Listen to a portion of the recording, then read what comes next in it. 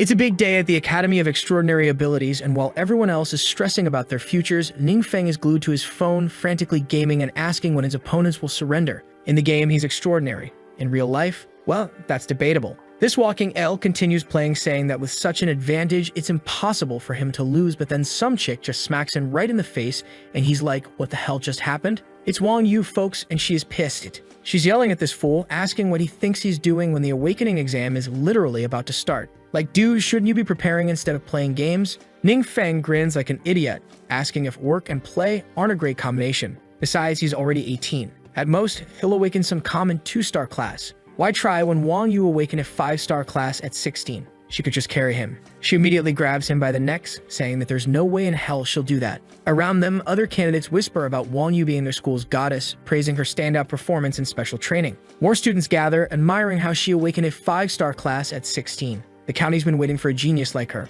but they're all wondering who the hell that pathetic guy next to her is. One candidate explains it's Ningfeng, the school's official trash, who's about to turn 18 and still hasn't awakened shit. Wang Yu starts driving him by the ear toward the exam entrance, while other candidates get pissed that someone like her is hanging around with that waste of space. This world is called Blue Star, where gaming merged with reality. Everyone gets a shot at awakening extraordinary abilities at 16 and becoming adventurers. This is the National Adventurer Awakening Exam at the city's number 7 high school. A supervisor addresses the second-year students, explaining exam rules before shouting that the next awakened one could be any of them. Ningfeng, disappointed with Wang Yu's earlier beatdown, wonders why she makes such a fuss. This is his 3rd time taking this damn exam. He's no rookie anymore. In the exam section, Teacher Chi calls students to the awakening test area. Successfully awakened students can grab basic equipment and prepare for the practical test. While candidates chat excitedly about their dream classes, Ningfeng remains bored until Chai calls the 3rd-year student, Ningfeng. He steps forward and everyone starts laughing.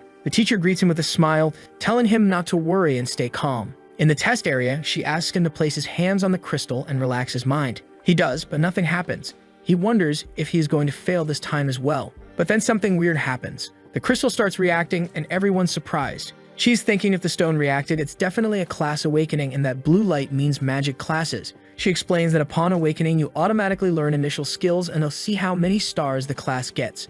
Feng is surprised as the system tells him he awakened 1 star and learned the mud marsh technique. The teacher asks what skill he awakened, but he stays silent. She calls him again and he turns around not knowing what to say. She thinks he got his skill as useless as him. She hands him equipment and tells him to change and go to the next phase. But here's where it gets interesting, folks. Feng starts thinking about the system notifications when he awakens. The system detected he completed awakening and met conditions for system activation. More notifications came saying the system was successfully activated and he acquired passive abilities called Dark Origin and Mysterious Gift. Dark Origin means he doesn't suffer backlash from dark forces when using curses and gets exemption from costs when using prohibitions. A Mysterious Gift lets him unleash forbidden spells once a week without any consumption. But only he can see this stuff. He's wondering why the Dark Force, which is apparently the most malevolent thing in the world, and what's mysterious about the gift having anything to do with him. Then another notification appears saying the Mud Marsh technique had detected something, and the transformation will begin. As he was wondering what this transformation thing even means, it was already over. The system says the transformation is completed. His Mud Marsh technique was transformed into a forbidden curse and became a profane earth shield. Feng's confused because this talk of darkening and forbidden curses sounds ominous, especially with a practical test coming up. At the portal, the teacher explains 50 people form a group to face monsters in the Phi Sanctuary to familiarize themselves with newly awakened abilities. No teaming up, no attacking each other. Drones supervise everything. She asks everyone to check abilities quickly, assuring no one will see. Feng sees his ability is active. Earth Shield Curse magic can invoke a dark force from another world to form a barrier capable of crushing any enemy that approaches. He's thinking curse magic sounds dangerous, and if it's malevolent, he'll be in trouble if someone finds out. Everyone enters the portal. In the test area, people are battling monsters and our boy is once again being useless and was cowering behind a bush. He wanted to use his powers, but he remembers drones are watching so he can't use them recklessly. The problem is he doesn't have other attacks, so he'll have to hide and wait. One drone hovers right above Feng. In the supervision room, Captain Zhu gets angry seeing the images, saying, while others kill monsters and level up, what the hell is that guy doing? She tries to be nice, saying the young man awakened late, his health isn't great, and his abilities are trash, which isn't suitable for individual combat. This makes the captain more irritated. He says that they should have never let trash like him participate in the first place. He's just a 1-star and won't be a true adventurer. But then someone walks over asking him to look at something. Zhu turns around asking what's going on. The guy with glasses is sweating, saying he wasn't sure what happened, but one of the drones got attacked and the transmission cut off. To make it worse, he points to radar, saying a monitoring alert detected a power fluctuation way above average in the sanctuary. Captain Zhu shouts, ordering someone to check what's happening. At the drone crash site, some young guy is trembling, saying, "How can there be such strong monsters in the training field?" In front of him is a huge goblin that looks like Wolverine. This goblin shouts for companions to rise and no longer be enslaved, commanding them to obey his orders. While shouting, a drone approaches, but the goblin notices immediately and attacks, destroying it. Debris falls into the forest and one piece lands right on Feng's head. He's wondering why a drone would fall on his head,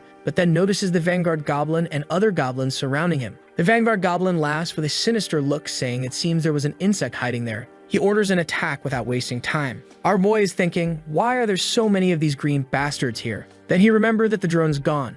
That means that he could go all out, and this would be a great chance to test if the forbidden spell is real. He lifts his finger, and as he does, incredible energy emanates from his body, scaring monsters and worrying the goblin leader. Just then, several terrifying creatures rise from the ground. Back in the supervision room, the Four Eyes inform Captain Zhu all transmissions are lost and there's suddenly a dark force leak in the sanctuary. It's suspected a king-level or higher magic beast appeared. Zhao immediately orders reinforcements and civilian evacuation. This horrifies Teacher Che. How could a king-level beast with the power to destroy entire cities appear on exam day? Back at the battle, the goblin leader is terrified by what he's witnessing. As the protagonist is consumed by that ability, strange dark power envelops him, making his creatures tear through goblins. Feng looks at his hands, thinking, so cursed magic works this way. He killed almost all of the goblins instantly, gaining tons of experience points, and now only the big bastard was alive and things weren't looking too good for him. The aura from Feng's spell had left him stunned. He was standing there wondering how a human got his hands on the power of darkness.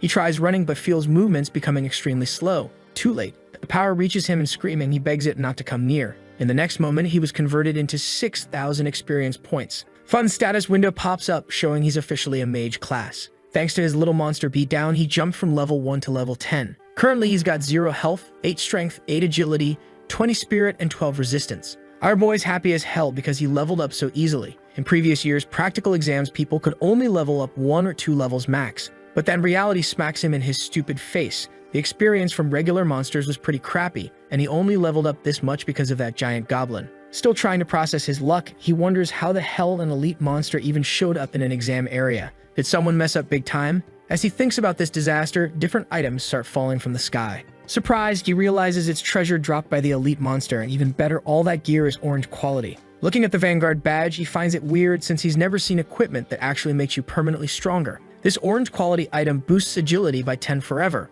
Another drop, the Shadow Claw of the Slayer, is also orange quality but needs level 20 to use. It gives 13 extra strength, 16 agility, 10% attack speed, 5% critical rate, and 10% combo chance, basically enough power to make him less pathetic. Fun's excited about his loot even though he can't use the claw yet. But hey, he could sell this stuff for serious money. Feeling confident now, he believes he can finally face tougher monsters and start climbing out of his loser status. Just as he's planning his rise from trash tier, supervisors announce all students must immediately quit the test and use teleport scrolls to get out. Looking around more carefully, he notices something that makes his blood freeze. Feng turns in all directions, realizing everything around him looks like a battlefield. Those big holes scattered everywhere. Yeah, that's his dark magic's work, and it's scary as hell. The supervisors make another announcement, and he immediately uses his teleport scroll, thinking it's better to get out before someone figures out what happened. One by one, students return. A supervisor immediately tells them to leave the area and go home. As the participants return, the captain is thinking seriously about what went down. He knows that even if he were to call out every reinforcement possible,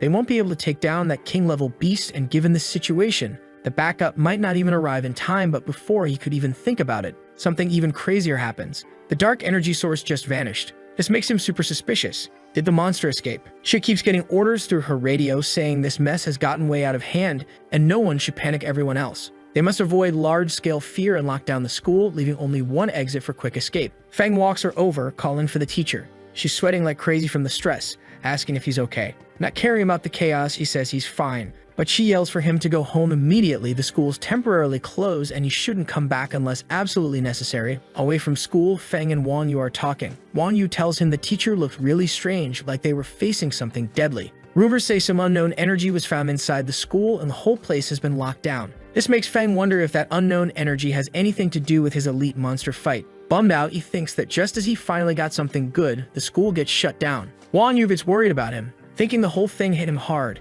She tries cheering him up, saying defensive magic can keep him alive but isn't good for training alone. Starting tomorrow, she says he'll join her team. Trying to look tough, he says no thanks, telling her not to worry since he can train by himself. With a dumb expression, he pictures himself looking awesome with his new power. But at the same time, he knows he can't let anyone find out because of his forbidden dark magic. Wang Yu looks at him, thinking, what's gotten into this bastard? She told him that she won't take no for an answer. Tomorrow morning at 8, they'll be waiting at the west gate. With that, she leaves, leaving him talking to himself. Feng thinks that woman acts like she's his boss or something with that bossy attitude. He thinks he should just act sick. Man, look at his face. I'm dying. But he quickly decided against it. He knows if he makes an excuse and she finds out, she'll beat him up. As he thinks about this, an idea comes to mind, but he's not sure if it will work. Feng decides to head to the Yuan Chung trading house. Looking at the huge building, he thinks that some weapons come with built-in abilities. He could buy gear with a Meyer spell and pretend to be a regular mage. Feng enters the store, hoping the system won't turn the equipment's built-in abilities into curses.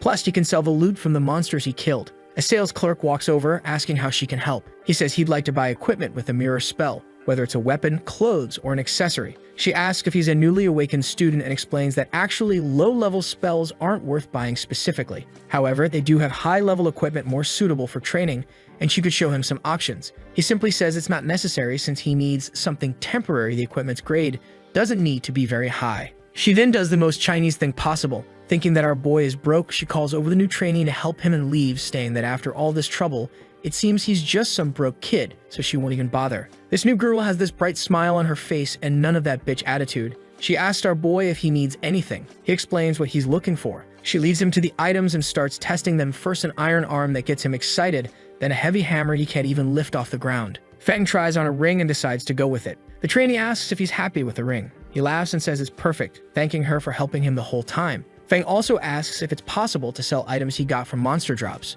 She says yes, it is, and she'll take him to the right department. They enter the store, and the store owner's sitting there with that kind of face, you know, the one you just want to punch even though you literally did nothing wrong. The sales girl told him that Feng wanted to sell some items. He takes out the claws and asks for help checking the item and its value. Wang takes the claws and is amazed it's an orange quality weapon focused on speed and doesn't require a high level, making it perfect for beginners. Plus, it has 3 gem slots, allowing for custom adjustments to create more personalized effects. Wang says it's a good item and believes several clients in his guild would be interested. He asks if Feng has any specific price expectations. Feng just simply says the higher the better. The expert asks Feng to sit down, saying he'll make some calls to potential buyers and asks Miss Yang to take care of him. He then calls some rich dude named Mr. Jan and tells him about the equipment. While our boy was chilling, sipping tea in the waiting room, the expert returns, telling him the equipment has been sold and the buyer is willing to pay 50,000 crystals. After taking out the 8% transaction fee, he'd get 46,000 crystals. This leaves Feng and Yang speechless.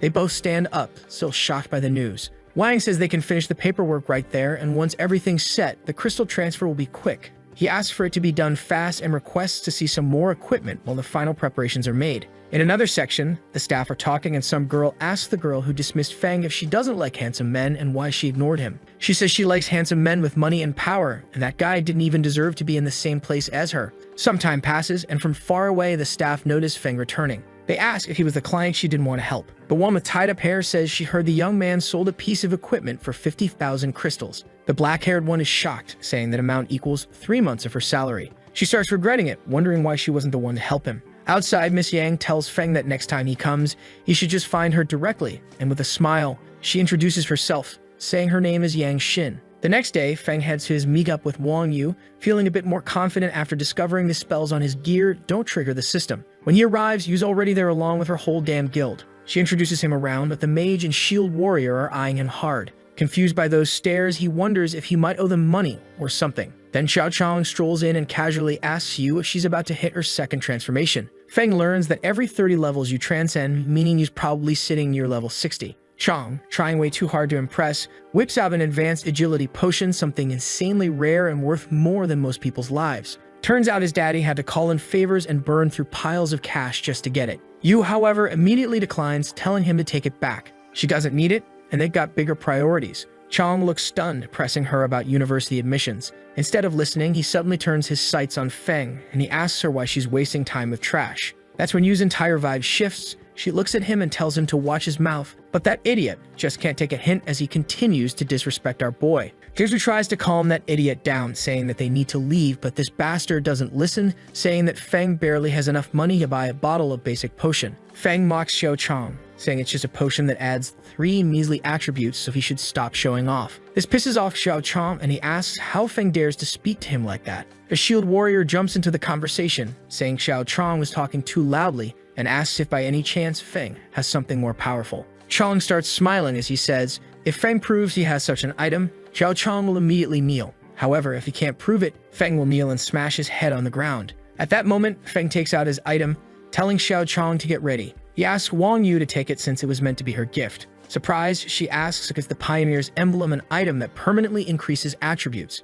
She's never seen anything like it, leaving everyone there amazed and wondering how there could be an item that permanently boosts attributes by more than 10. They think it must be fake. Feng simply says whether it's fake or not, she should try it out and find out. Looking at the item, she hesitates, unsure whether to take it or not. But he reassures her, telling her not to worry because he found the item at his house and it was meant to be hers. He shouts for her to use it quickly, since everyone there is dying to see what happens. She uses the item and says her attributes have indeed increased. Meanwhile, the shield warrior and Xiao Chong can't believe their eyes. This broke kid just pulled out gear worth more than their monthly allowance. Chong suggests Feng probably stole it because there's no way a loser like him could afford something that expensive. Feng says he better keep his promise. Immediately, Xiao Chong refuses, but Wang Yu asks if he isn't a man and if he's going to back down like a coward. He looks around, hoping for someone to help him, but everyone is giving him dirty looks that say, you made the bet, now pay up. He then begins to kneel. Feng tells Wang Yu it's time to leave on the way. She tries to apologize, but Feng interrupts her, asking her to stop because their relationship doesn't need that kind of thing. He says she really doesn't need to come with him. He would prefer that she focus on her second transformation and get into the best university, because with her by his side, he can't train efficiently, plus he's got some dark magic secrets to hide. Worried about Feng, she asks him not to get discouraged and hands him a book, saying it's for him. Not quite understanding what it is, he asks if the skill book. She says it is, and when he reaches the right level, he should learn those skills. Feng asks if all of them are purple quality, and judging by their look, if they're all expensive as hell. She responds that they don't come close to the value of the item he gave her. He smiles and closes the book, saying he'll accept it. The scene shifts to a cursed-ass dungeon where Yu is fighting with the zombies and our boy is doing what he is best at, being useless. He is thinking about how the monster in this place doesn't give much experience since he's already level 10, but he can't tell her that. Right on the heels of that, she gets a call from the guys from before. The pink-haired girl told her that they got news that a fallen necromancer is about to appear. She says that it is a rare opportunity and asks her if she will join. So Xiao Chong notices Su talking to Wang Yu and he's insisting she has to come and help them, or how else are they going to defeat the boss? He also adds that the fallen necromancer might drop rare items for mages,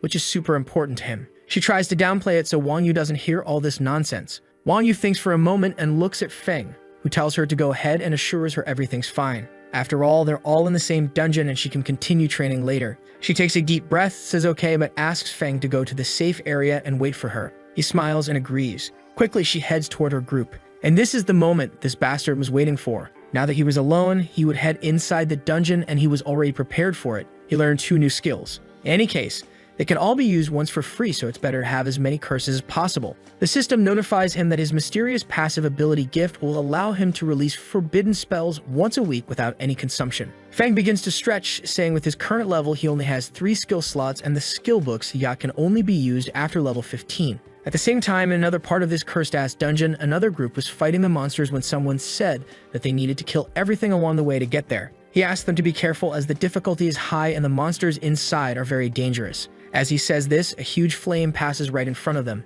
The priest girl asks if an adventurer team is already ahead of them. The tank is confused, asking how that's possible. That's when they realize that it's Wang Yu and Xiao Chong from the Lion Guild. Even at the national level, they're considered new talents truly deserving of their reputation. On the battlefield, that bastard Xiao Chong yells that the boss is definitely his and asks if those fools think they can compete with him. Chu asks the berserker if he noticed Yu had gotten stronger, and he definitely did, especially since her agility increased by 10 points. Meanwhile, in the main tower of this cursed-ass dungeon, a portal begins to form. It's Feng laughing, saying it seems this ability isn't just high-level magic prohibition space, but also a teleportation ability. At that moment, some serious dark aura begins forming and the dungeon boss, the fallen necromancer, walks out of the darkness. Feng, this dumbass, just goes, "Yo bro, you're late. Be professional." Turns out the necromancer wasn't in the mood for jokes, so he just summons a massive rock and attacks our boy with it. His feelings were hurt because how dare an adventurer as ugly as him appear alone here? As he says this, Feng appears from the portal right behind the necromancer. Using the void path, he says he doesn't want to share loot with others. He was standing face to face with that undead bastard as he used his skill Meteor Rain, summoning a bunch of space stones that finished the work for him. Not only did he kill the necromancer, but he also destroyed the tower itself, killing all the surrounding monsters. Now he was standing there grinning like an idiot while the system kept announcing rewards for his monster genocide. This bastard got 50,000 experience and his level shot up to 30 in an instant. Feng walks around picking up loot. Shiny gems, jewels, and skill books are scattered everywhere. The skill books aren't only for mages, but are still worth enough money to make him feel rich. The Darkstone items give more magic damage and life drain, which sounds broken enough to scare any healer. He also finds a Necromancer pendant that boosts strength, spirit, and curse resistance while making him immune to poison. The cherry on top is the Necromancer Insignia, a consumable that chops off 3 life points but gives 15 spirit forever. Feng shrugs and uses it right away because who cares about life when you can flex more spirit? The system then drops a surprise, saying a hidden item called a Necromancer Emblem has been detected. With it, Feng could unlock rare hidden professions like Necromancer, Sorcerer, or even an all-elemental mage. He's over the moon since these classes are usually rare. Bro doesn't even think about what to choose and picks the all-elemental mage, saying that it's what real men would do. Real men, huh? Please, real men go melee. This idiot gets way too excited, and his dark magic slips out, causing a big scene around the dungeon, making things harder for Wang Yu's guild. Sha Chung gets pissed because he wanted the boss guild, but Yu shouts at him to shut up unless he wants everyone roasted alive. Wang Yu quickly messages Feng, telling him to leave, but he's already slipped away to the transformation hall. The place is nearly empty, and when he turns around, a woman greets him, asking if he came for the transformation task. He says yes, and she begins taking his details while secretly judging him for becoming a mage so late at 18. She points him to the mage sector and tells him to call if he needs anything. He thanks her politely while she walks back to her desk, only to find Captain Zhou waiting with a face that screams bad news. Zhao explains that the sinister cemetery has been wrecked and the energy level might be worse than a king threat. The woman raises her brow, asking if this is the second king threat in 2 days. Zhou nods and says he was sent by the higher-ups to request the solitary shadow to take action. In the transformation room, the system drops 2 options on Feng. The first is the Necromancer's first transformation mission: obtain the mission item Blood King's Rope by entering a phantasmal realm labyrinth of illusions. Deadline, 3 days, difficulty, Class A. The second option is God of Universal Magic's first transformation mission prerequisite: obtain the sacred emblem by entering a phantasmal realm temple of the resplendent sun. Same 3-day deadline, but the difficulty cranks up to Class S. Feng asks why there are 2 options and notices that the all-elemental mage is just a preliminary mission. Even so, he decides to accept it. After choosing his mission, he decides to leave. As he was heading down, he sees that he even got an S-rank mission. Well, it's something you would expect from a hidden class. Feng says goodbye to the girl but finds that she wasn't the same woman who attended to him earlier. Meanwhile, back in the cursed ass dungeon, someone's analyzing all that dark energy. He says it's the first time he's seen someone from the solitary shadow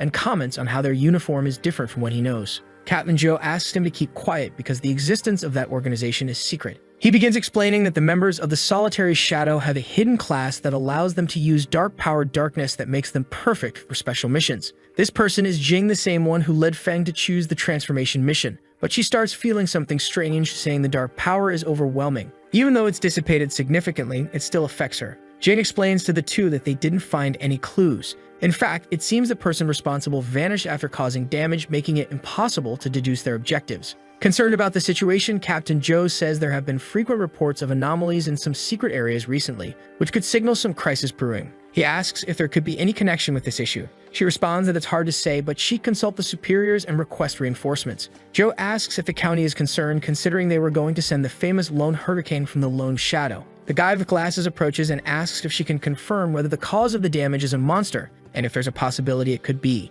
Jing interrupts him, wanting to know if he's suggesting the cause could be someone like her, a mutant. Four Eyes' tone shifts immediately, and he apologizes, saying that wasn't what he meant. She explains that the threat levels there have already surpassed king level. Trying to control such massive dark power is something the human body simply couldn't withstand. He then asks if it's possible that an abnormally powerful monster hiding in the city could bring a catastrophe like this anytime, and this lady doesn't sugarcoat it. She just nods and says it's possible, and that's why they have to find that bastard as soon as possible. Meanwhile, the idiot in question is chilling in the room looking outside. He says the darkness is strangely comforting. Now that he's reached level 30 and gained 4 more skill slots, he could finally use the 2 books Wang Yu gave him. A system message pops up notifying him that the possible fusion detection of the arcane shield with the Foul Earth shell was automatically executed. He got a new passive skill called Foul Earth Defense, The system informs him that his new passive skill will automatically activate when attacked, absorbing 100% of damage. The system goes off again, this time fusing Foul Earth Shell with Meteor Rain, and as a result, he hits another passive skill, Elemental Earth Mastery, which makes all of his Earth spells hit 20% harder. Looking at his skills, he sees 4 empty slots, so he decides to buy more books at the Yuan Chung trade market. When morning comes, he heads out. Inside the market, he runs into that receptionist from before. She greets him with a fake smile and says Miss Yang Xin is busy, so she will help him instead. Feng says no thanks, he will look around on his own. She flips out and calls him less of a man for rejecting her charm. She runs after him, insisting she can still help, when suddenly Xin shows up sweaty and out of breath. She explains she was only eating lunch when her coworker told her he was there. Feng apologizes and promises her a dinner later to make up for it. Later in Wang's office, Feng places 2 books on the desk and says he wants to buy mage skills. Wang agrees and tells Xin to guide him. Wang finds Feng more and more interesting since last time he took an orange weapon and now he is buying purple skill books. He decides Feng might be worth looking into. That night, Feng and Xin go out to eat, and when he tries to pay the bill, my girl is already 2 steps ahead. She has already covered it. He feels awkward since he promised to treat her, but she says she had her own reason for inviting him. She smiles and calls it a secret before leaving in a taxi. In the cab, the driver asks where to, and she replies, Municipal Hospital number 2. She thinks about her sick father and feels relieved she can finally pay his bills thanks to Feng. Just then, the driver slams into something. A claw bursts through his chest. A portal tears open above and monsters start pouring out. Xin leaps from the car, hitting the ground hard and looks up. She is confused as to how monsters could appear inside the safe zone. Xin freezes when she feels a monster breathing behind her. From the portal, another figure steps out, glowing with insane energy and smiling in a way that screams nothing good is about to happen. She fires off a weak attack that blows up but only makes the monster madder. She sighs because she is just a level 1 mage with a 1-star rating. The monster charges, and just when she thinks it is over, Zhou shows up and slices its head off. He checks if she can move and tells her to hide. Zhou studies the area and sees the decay spreading everywhere. He mutters that the secret realm is leaking into reality and that common people with 1 star will be wiped instantly. He remembers the nerd with glasses warning about a hidden monster that could destroy everything. Right then, a massive hand slams down from above. Zhao dodges and faces a creepy figure who introduces himself as the guardian of the power of darkness. Zhao has never heard of him and honestly does not care since staying alive is the bigger problem. He swings his sword but gets punched across the field. The observer taunts him, saying this land makes him stronger. He slams Zhu again, leaving blood everywhere. But then a voice from his amulet calls him a weak idiot drowning in vanity. He panics and apologizes. A rift opens above his head and some discounted hollow-like creature steps through it. This bastard wants him to drop to his knees and to sacrifice the whole city for its dominion. That is when our boy walks out. He is looking confused, like he just left the bathroom and missed the entire apocalypse. A monster spots him and lunges, but Feng uses his Earth Spike skill and takes care of it instantly. He brags that the new weapon with a purple skill was worth the money. Across the room, that bastard from before drops Zhou and turns to Feng,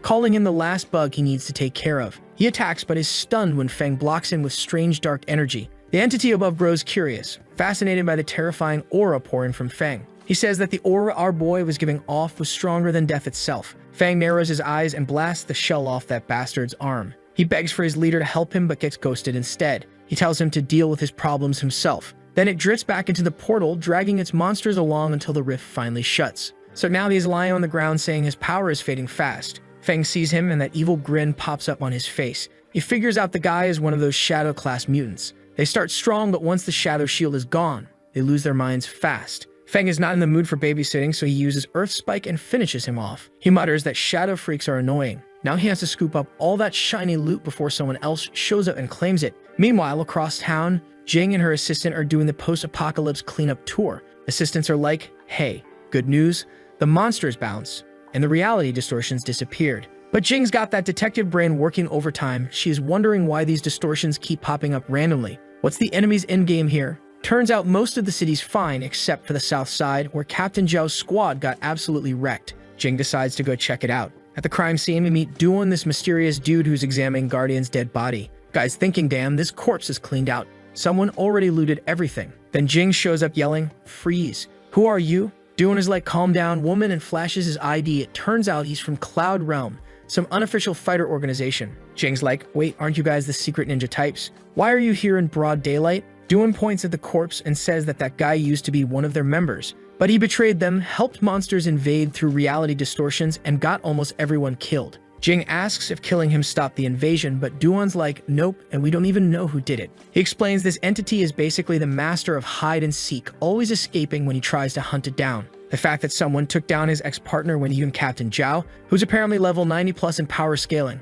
got completely destroyed has them both wondering if there's some secret power player hiding in their city. Back at Feng's place, our boy is looking at the loot he got from that bastard. He scored 2 pieces of orange armor, the Eternal Radiance chest and pants, both requiring level 120. Feng's thinking, weird the Guardian wasn't using these, probably wasn't high enough level. If he were, I would have needed to use forbidden techniques to win. But here's where it gets creepy. There's this mysterious pendant with no quality rating and all unknown stats. Feng's playing with it, wondering if some ancient god is chilling inside. Little does he know, something is watching him through it. Cut to the distortion entity having a full panic attack somewhere else, screaming about how it barely escaped and closed the distortion in time. This thing is watching Feng through the pendant, having flashbacks, terrified that somehow our boy can sense it. The entity literally cuts all connections and starts spitting bullets, wondering how Feng detected it. The next day at the hospital, Captain Zhao is telling Jing about this mysterious young fighter who saved everyone. Apparently, as soon as the enemy saw this guy, immediately noped out through a distortion portal. Jing's thinking this mystery person might be as strong as her, which has everyone confused about why he couldn't catch the entity. Then Glasses Guy drops his theory, saying, what if the mystery fighter is also a mutant? Because there were traces of darkest power at the battle scene. Zhao immediately shoots it down, saying, that's impossible, you're overthinking. But Jing's sitting there thinking, what if he is? Meanwhile, somewhere else, our boy walks up and tells the guards that he wants to do the job change quest. So Feng walks into what's supposed to be the Temple of Radiance. He's looking around, thinking, am I even in the right place? Meanwhile, hiding in the shadows, we've got Duan watching him. Earlier at the trade market, Duan showed up asking about 4-star fighter armor sets. Wang thinks to himself, what a coincidence. We just got a call from someone selling a 4-star chest and pants set. Duan goes serious, asking where this person is. Wang explains the seller went to a neighboring city, and you can see the gears turning in Duan's head. This matches exactly what he's been hunting for. Probably his master's legacy gear. He offers to pay for info on where this guy is, which has Wang sweating, thinking these two are definitely working together. By the time Wang comes back with details, Duan's already left. Wang starts panicking and tells the receptionist about Feng's background, poor orphan kid, dead parents, common 1-star class, basically a nobody. She's like, wait, I thought he was impressive, but he's just some regular guy. Wang's having theories now. How does a broke 1-star kid get 4-star gear? Even though he's friends with the Wang group's daughter, they didn't help him much. The receptionist starts imagining Duan beating up Feng, since a 4-star fighter could wreck anyone even in their whole province. Back to the present, Duan's still watching Feng, thinking how did this kid repel a distortion invasion when even masters got destroyed? He's convinced either Feng has the master's gear or someone powerful is backing him. Feng finally reaches the temple and Duan's watching him change clothes, hoping to figure out his power level by his equipment. But our boy just puts on normal student clothes. Duan's like, is this a disguise, something he uses to blend in with the crowd? So Duan uses some mental tracking ability, basically puts a tracker on Feng without him knowing. Inside the temple, a monster tries to attack Feng and shoots an energy blast at him,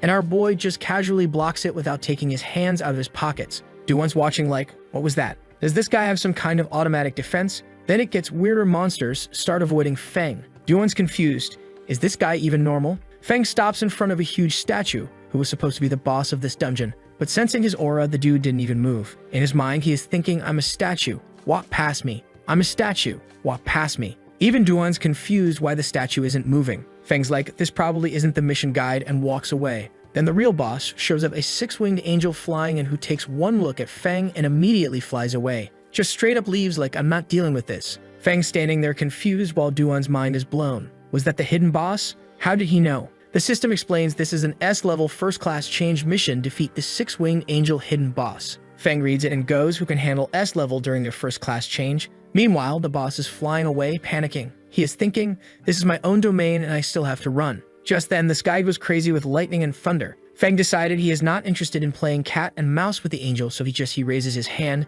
summons a giant eye in the sky, and calls down a massive lightning storm. The lightning destroys this 6-winged angel instantly. Feng's lightning attack was so ridiculously powerful that it didn't just kill the boss, it straight up demolished half the temple too. Duan's standing there with his jaw on the floor, thinking, I've never seen destructive magic like this before. This guy's definitely stronger than my master was. He's wondering if Feng might be one of the 8 legendary warriors. Meanwhile, our boy isn't happy about the fact that he can't level up until he completes his first transformation, so he's basically wasting experience points. At least he got the sacred emblem, which is a legendary item that permanently boosts spirit attributes and recovery effects by 100%. Feng pulls out his teleport scroll and is about to head back when Duan comes running over like, wait. Feng turns around looking serious and Duan immediately gets scared, thinking, why does he look so intense? Please don't kill me. But then an alarm starts blaring and they both decide to get out of there first. Outside, Feng asks if Duan was following him the whole time. Duan apologizes and explains he just wanted to confirm something, adding that Feng looks really young so he wasn't sure what he was seeing. Then he drops his backstory. His master was strong but had to sacrifice his life to temporarily seal a distortion. The traitor escaped and has been using humans as sacrifices, trying to break the seal ever since. Feng realizes this traitor was in the 4th transformation level, and if the guy hadn't shown up on his own, Feng never would have noticed him. But his level is still too low, and it's only a matter of time before he gets discovered. Duan's sweating nervously, thinking Feng went quiet to plan his murder or something. Duan thanks Feng for avenging his master and says if he ever needs anything, just call. Feng's thinking this guy isn't weak and he's a loner, so building a good relationship might be useful later. Feng asks him not to tell anyone what happened during the mission because he prefers keeping things secret. Duan promises to keep it quiet, thinking about this mysterious figure with incredible darkness magic who doesn't harm innocents and save the entire city.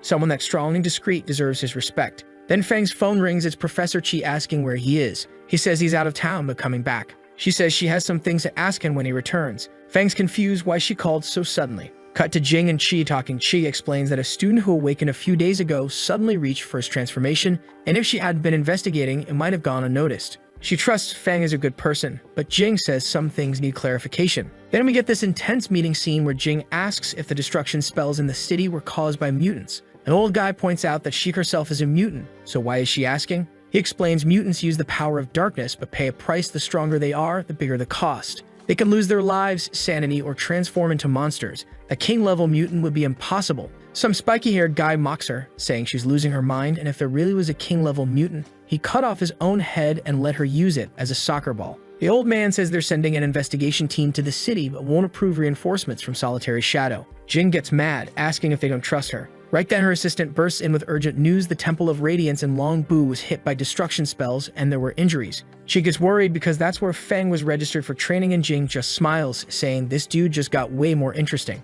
Meanwhile, in Longbo City, they've got their fancy shield up while people are panicking. Guards are doing their best customer service voice, assuring everyone the shield's working perfectly and will keep the darkness out. Feng's sweating bullets because his little temple demolition project has turned into his citywide alert. He's hoping they'll dial down the paranoia so he can drive home and pretend none of this happened. But the universe has other plans. A black fissure tears open above the shield, revealing a demonic face. Demons start pouring out, and one of them asks if this is the human world while staring at the giant shield. Another demon's already figured out humans are fragile and love hiding behind their magical security blankets. The Horn leader points dramatically and orders his crew to give the humans a surprise. They started attacking and the shield starts cracking as the demons enter inside the city. Guards are standing there not knowing what to do, and all of them are thinking one thing. How the hell did our expensive magical defense system just become a decorative piece? The crowd panics and starts trampling each other in true human fashion. Duan's immediately ready for action, telling Feng this looks like another high-level kingdom invasion. Feng asks him if it's like last night's Sucheng shitshow. When Feng asks what they should do, Duan's thinking this guy could probably handle everything solo, so why is he asking? Must be a test. Duan tells Feng to chill while he handles business. Feng's thinking with all these civilians around, maybe sitting this one out isn't the worst idea. The Horn demon lands with his villain laugh and soldiers try their best, but their arrows bounce off, and when one brave warrior jumps on his back, he hits him so hard that the poor dude must have landed directly in the next week. Now the demon starts trash-talking about how disappointing humans are while approaching a terrified little girl, ready to add child murder to his resume. But Duan blocks the attack, giving the kid time to escape, and the demon a serious case of confusion mixed with rage. The demon got angry that someone was messing with his killing spree, but Duan just smiled wickedly and told Feng not to worry. Duan then beat up the demon so badly that people watching were amazed and figured he must be from some super rare 5-star hidden class. After the demon exploded behind him, Duan walked away calmly, revealing he was level 137 and a legendary martial artist. Feng thought to himself that Duan was pretty incredible and definitely had something special about him. After Duan finished off a monster leader, all the remaining creatures started retreating back into the rift. The soldiers are yelling, "Now's our chance, counterattack." Duan walks over to Feng asking if there's anything else he can do, and our boy gives him a big thumbs up saying everything's fine and complimenting his excellent work. People watching from a distance are thinking Feng must be some big shot if Duan is showing him respect. Duan hands over the items that dropped from the boss fight. Feng's happy because they're of legendary quality even if he can't use them himself. He could sell them for tens of thousands of crystals on the market. People start shouting, asking if they need anything, offering to help with whatever. Feng's thinking the agility skill book would be perfect for Wang Yu and he could sell the black shield later. Then a priest and warrior approach them and someone starts thanking them for saving the city. The guy introduces himself as Mu Dongming, the mayor of Longbo, and asks if they're not from around there since they seem lost. Feng says they just came to conduct some business but got stuck there temporarily. The mayor starts sweating under Feng's intense stare and immediately goes into damage control mode, bowing and apologizing like he personally summoned the demons. Feng tries to calm him down, saying it's not their fault, it was actually his own mistake. The mayor turns and asks someone to bring the flight scroll he just bought, saying he'll give it to them as compensation. Feng's surprised because flight scrolls are rare items, especially in a small city like Longbo. Even though it's single-use, it provides quick long-distance travel. The mayor takes the opportunity to make an embarrassing request. Things haven't been peaceful lately, and he asks if they could stay in Longbo a little longer since the city's defenses are weak, but then he puts his hand on his head, saying he regrets asking because he's out of time. Feng's thinking about his class change mission having a 3-day limit. If they delay here, he won't be able to complete his first transformation ever again. But looking at the protagonist, the mayor sees that crushing look in his eyes and says it's fine. They'll leave it for another time. One of the mayor's bodyguards returns, saying the scroll is ready. The mayor informs Feng that this is the supreme black card of the Yuan Chong Trading Guild, just a small token of gratitude and respect. Feng's impressed because these cards are issued to maybe a dozen people who matter. They accept the gift and express their thanks. The mayor asks that if Longbo is ever in danger, they can ask for their help. Feng responds that he'll come to help out as long as he has time then.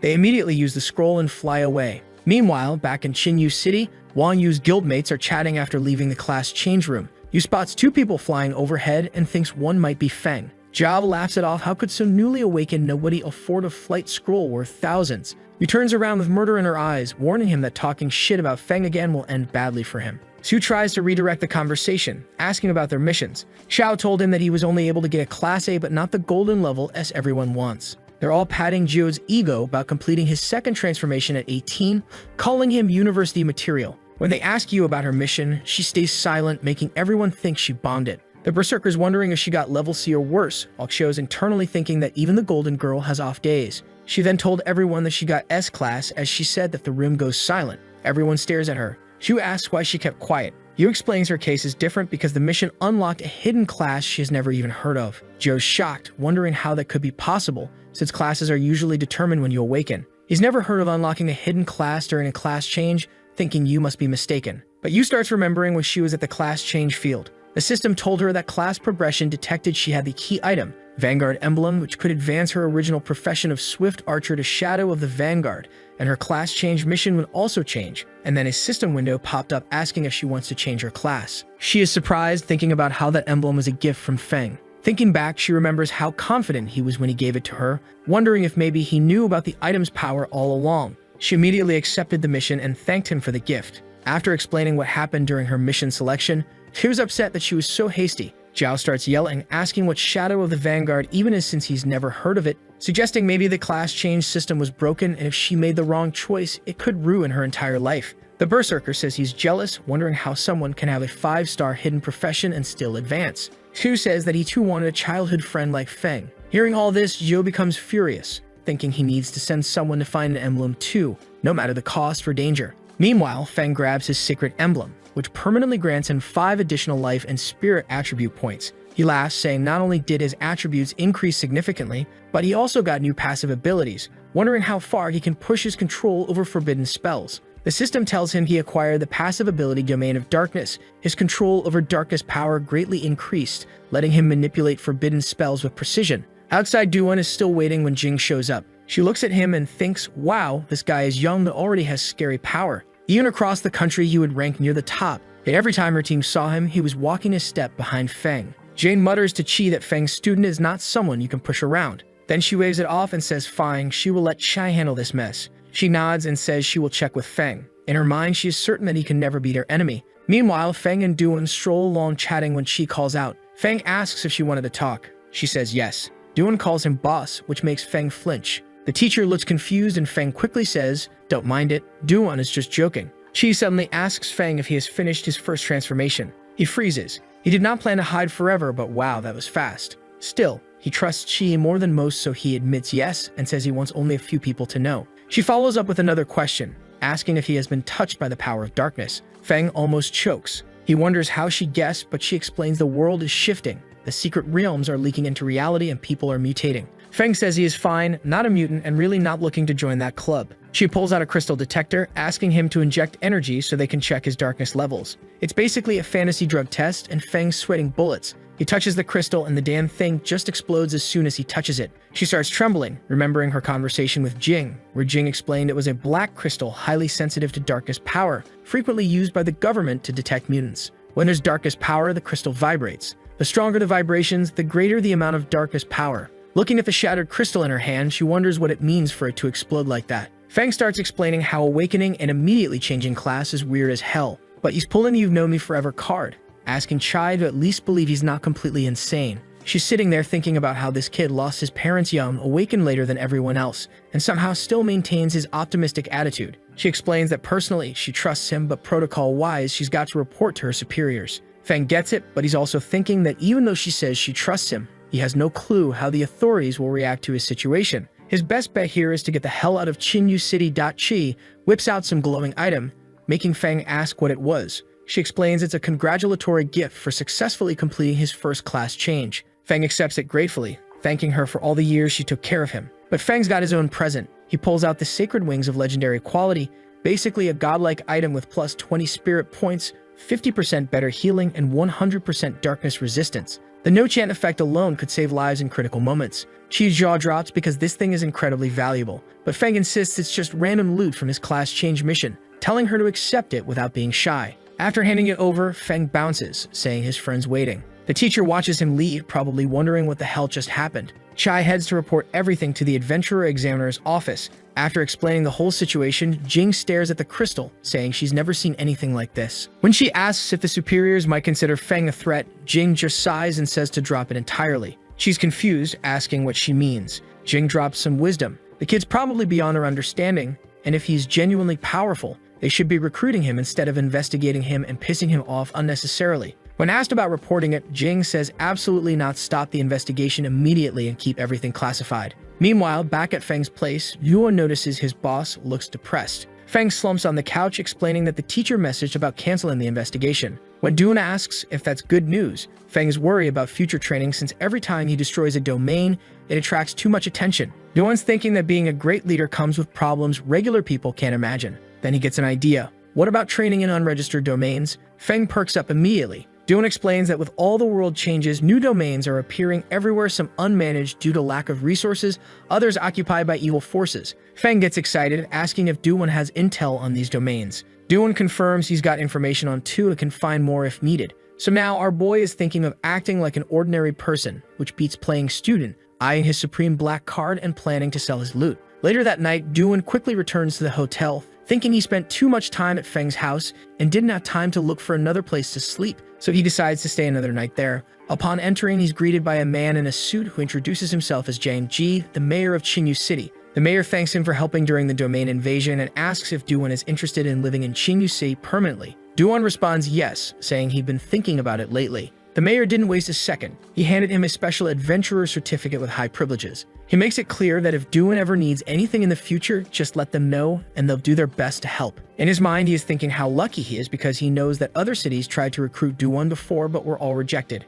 Chinyu City is small, so he hopes Duan won't look down on it. Duan accepts the certificate, thinking Feng might find it useful later. The satisfied mayor imagines having a 4-transformation powerhouse makes the city much safer. Trying to gain favor, he asks if Duan is looking for a place to stay. If he is, he'll arrange one immediately. Meanwhile, our boy is crushing his game late at night when he checks the class group chat that's still blowing up. His classmates are stressing about awakening at 16 and needing advancement levels for university entrance exams. Meanwhile, our boy's already surpassed them all. They start mentioning his name, saying he's just playing around, probably some Miss Wang simp stalking his socials. Teacher Chi swoops in, telling everyone to mind their own business. But then people start talking about secret realm invasions and everyone's getting paranoid. Feng remembers what Teacher Chi and Duan said about world changes, plus that time he fought invasion monsters and some escaped. In the distortion world, a boss randomly sneezes. He has this weird feeling. The next day at Chung Trading Exchange, Shin's back at work after getting wrecked by distortion monsters. Her colleagues are like, "Why are you here? You're still beat up," but Shin acts tough. Then the colleague starts gossiping that Feng's a reckless thief who messed with this big shot, and Shin starts defending him. The other girl told her that Mr. Wang investigated Feng's background and found out he's just an 18-year-old nobody with a one-star job whose parents died early. Basically broke as hell with no way to get high-class items. So if he's not a thief, what else could he be? That's when Feng shows up and creates a stone spike in front of the gossiping creature, making her fall on her ass. He apologizes but says she was too insolent and almost made him lose control. She freaks out, yelling for guards because magic inside the trading exchange is apparently illegal. Shin tries getting him to leave since the exchange has massive influence and regular people can't afford to piss them off. But Feng's not worried. Guards show up with Chief Wang, asking how this nobody dared show his face. Wang says they're investigating if he's a thief and orders guards to grab him since he has no right to ask questions. That's when Feng whips out this Black Supreme card, asking if this is how they treat clients. Everyone freezes, stunned as hell, wondering how this Feng, a nobody, got it. Wang assumes it's fake because there's no way this broke kid could get his hands on something so rare. Our boy just puts the card away and tells them to investigate it since they're so good at that. Wang calls to verify while a crowd gathers outside. So he calls the mayor and Doming asks if someone was investigating the card he gave Feng. Wang starts sweating bullets trying to explain it's a misunderstanding because the mayor's father is one of the trading exchange founders. Doming starts yelling, asking what misunderstanding, saying Feng is someone important. He asks if Wang offended Feng and Wang is scrambling, saying he didn't and will resolve everything. The mayor gets furious, slamming tables, suspecting Wang did offend Feng and says he's coming over immediately. Wang finishes the call crying, wondering how the hell Feng met Doming and what their relationship is. But then he gets an idea about calling Duan since they found the fighter set, thinking if Duan comes for a confrontation, even Doming will have to respect him. So Feng's chilling in the waiting room with Shin when suddenly the mayor and Duan come running in. Shin's shocked because apparently these big shots know our boy. Both of them are pissed and staring down at that gossipy creature. Now that bitch is terrified and asking why they're looking at her like that. She turns around and sees Wang looking completely defeated and asks what happened, but he can only say, it's all over. Doming asks Feng if he wants them to apologize, but our boy says it's unnecessary since they wouldn't mean it anyway and can't redeem themselves. The mayor points at Wang and his colleague, telling them to get lost immediately. Wang slaps the woman, saying this is all her fault, which makes Doming even more pissed and has guards remove them. They head to a VIP room where Shin serves tea. The mayor is watching her, thinking Feng has good taste, and feeling relieved they didn't completely ruin the trading exchange's reputation. Shin's amazed that Feng's just casually chatting with these important people like it's nothing. Doming tells Shin she was wronged and to work hard because the trading exchange will compensate her. She's embarrassed but grateful. Feng apologizes to the mayor for making him come from far away, but Doming says Feng's problems are his problems too. Without him, Longbow City could have been left defenseless. Then Doming asks if Feng needs something since he noticed him looking at rare items. Feng laughs and asks if he's heard of something called the Relic of the End. Both Doming and Duan are surprised and intrigued. Feng acts like it's nothing, saying he saw someone mention it online and thought it might be interesting. We get a flashback to Feng using that skill book he got from his teacher. It is used by mages to temporarily replenish mana in combat. He learns it and gets a system notification about a passive skill called Darkness Convergence that absorbs residual dark energy from the Relic of the End and transforms it into his own energy. But our boy has never heard of this Relic of the End before and the system doesn't explain what it is. He's tired and sleepy, so decides to deal with it later. Back to the present, Doming says it was a rushed departure last time and invites them to Longbu City, covering all expenses. He grabs a flying scroll and takes off while they watch him fly away. Duan invites Feng to eat at his place. Feng's shocked by the house size, asking if the mayor really pays for it. Duan explains anyone above the 4th transformation level gets special treatment in Qinyu City and asks if Feng wants to move there. Our boy says he'll make money and buy his own house, so they'll be neighbors soon. Duan offers to lend money, but Feng refuses, thinking about all those crystals he got from selling equipment. Though he realizes if he buys a house now, he'll have fewer crystals for later, so he decides to wait. They're enjoying tea when Duan gets a call from Qinyu City's mayor. Turns out there's an investigation team from higher up looking into the recent disasters and they want information from Duan. He's worried this might affect Feng, so tells the mayor he's busy today. Feng asks what this investigation group is since he's never heard of them. Meanwhile, elsewhere, this weird dude shows up saying the city is strange because they're talking about a mysterious great boss. The scene shifts to the meeting room with all these important people trying to figure out who this mysterious great boss is. Jing says she doesn't know anything, but the big dude from earlier is getting suspicious, asking why there are rumors about this boss saving the city. She explains the secret area invasion suddenly stopped and all the mutants got eliminated, which sounds pretty convenient if you ask me. But this dude isn't having it. He says this whole thing is stupid, they can't just go around assuming stuff without investigating properly. He mentions there was another accident with 2 king-level attacks and wants to know what exactly this mysterious boss did. Meanwhile, Chai is sweating bullets. She is thinking about how Jing used her power to modify all information related to Feng to protect him. So now all the blame is falling on her. Mayor Jing bursts in saying he called Duan, but the guy's too busy to attend the meeting. That bastard loses his mind, slamming his hands on the table. He says that he hates these out-of-control adventurers who act like they own the world just because they don't have a guild keeping them in check. After the meeting, he heads to the secret area. The guards let him through no problem, saying they feel safer with him there. Poor guys have no idea they just let a psycho into a restricted zone. Once inside, he's checking out all the dark energy traces, impressed by the level of destruction and wondering what kind of force could completely wreck a secret area like this. He's getting all excited about the pure and powerful residual dark energy, saying even a mysterious great boss would be like an ant before an elephant compared to this power. Then this maniac raises his hand and summons a sinister demon right in front of him like he's controlling it. He starts laughing, saying it's king level and filled with powerful energy and he wants all for himself. Yeah, this guy's definitely the villain, folks. Meanwhile, Feng's at Duan's place, still playing his game and complaining to the system, when suddenly an alert pops up saying the relic of the end has been found. He's surprised and realizes something's forming a connection with him through some kind of aura. If he focuses, he can actually locate its position. Feng grabs his shirt and tells Duan he's going out for a while, asking him to finish his game. He hails a taxi and checks GPS, figuring the energy's coming from near the cemetery. He realizes through their connection that whatever is moving around. At the cemetery entrance, guards spot the demon emerging from the portal and radio their superiors about an unknown monster. They're trembling, asking what the hell that thing is. Folks, that idiot just went ahead and fused himself with the monster. They're calling for help because they can't even move. Due to the monster alert, they set up blockades to prevent accidents. Guards tell everyone to stop because of danger ahead. The taxi driver tells Feng they can't pass the blockade, so our boy just pays and gets out, saying it's fine. He notices the thing moved away temporarily, probably because it sensed him coming. Then Jing shows up with Professor Qi and another person charging toward the monster, but they stop horrified, asking what the hell is happening.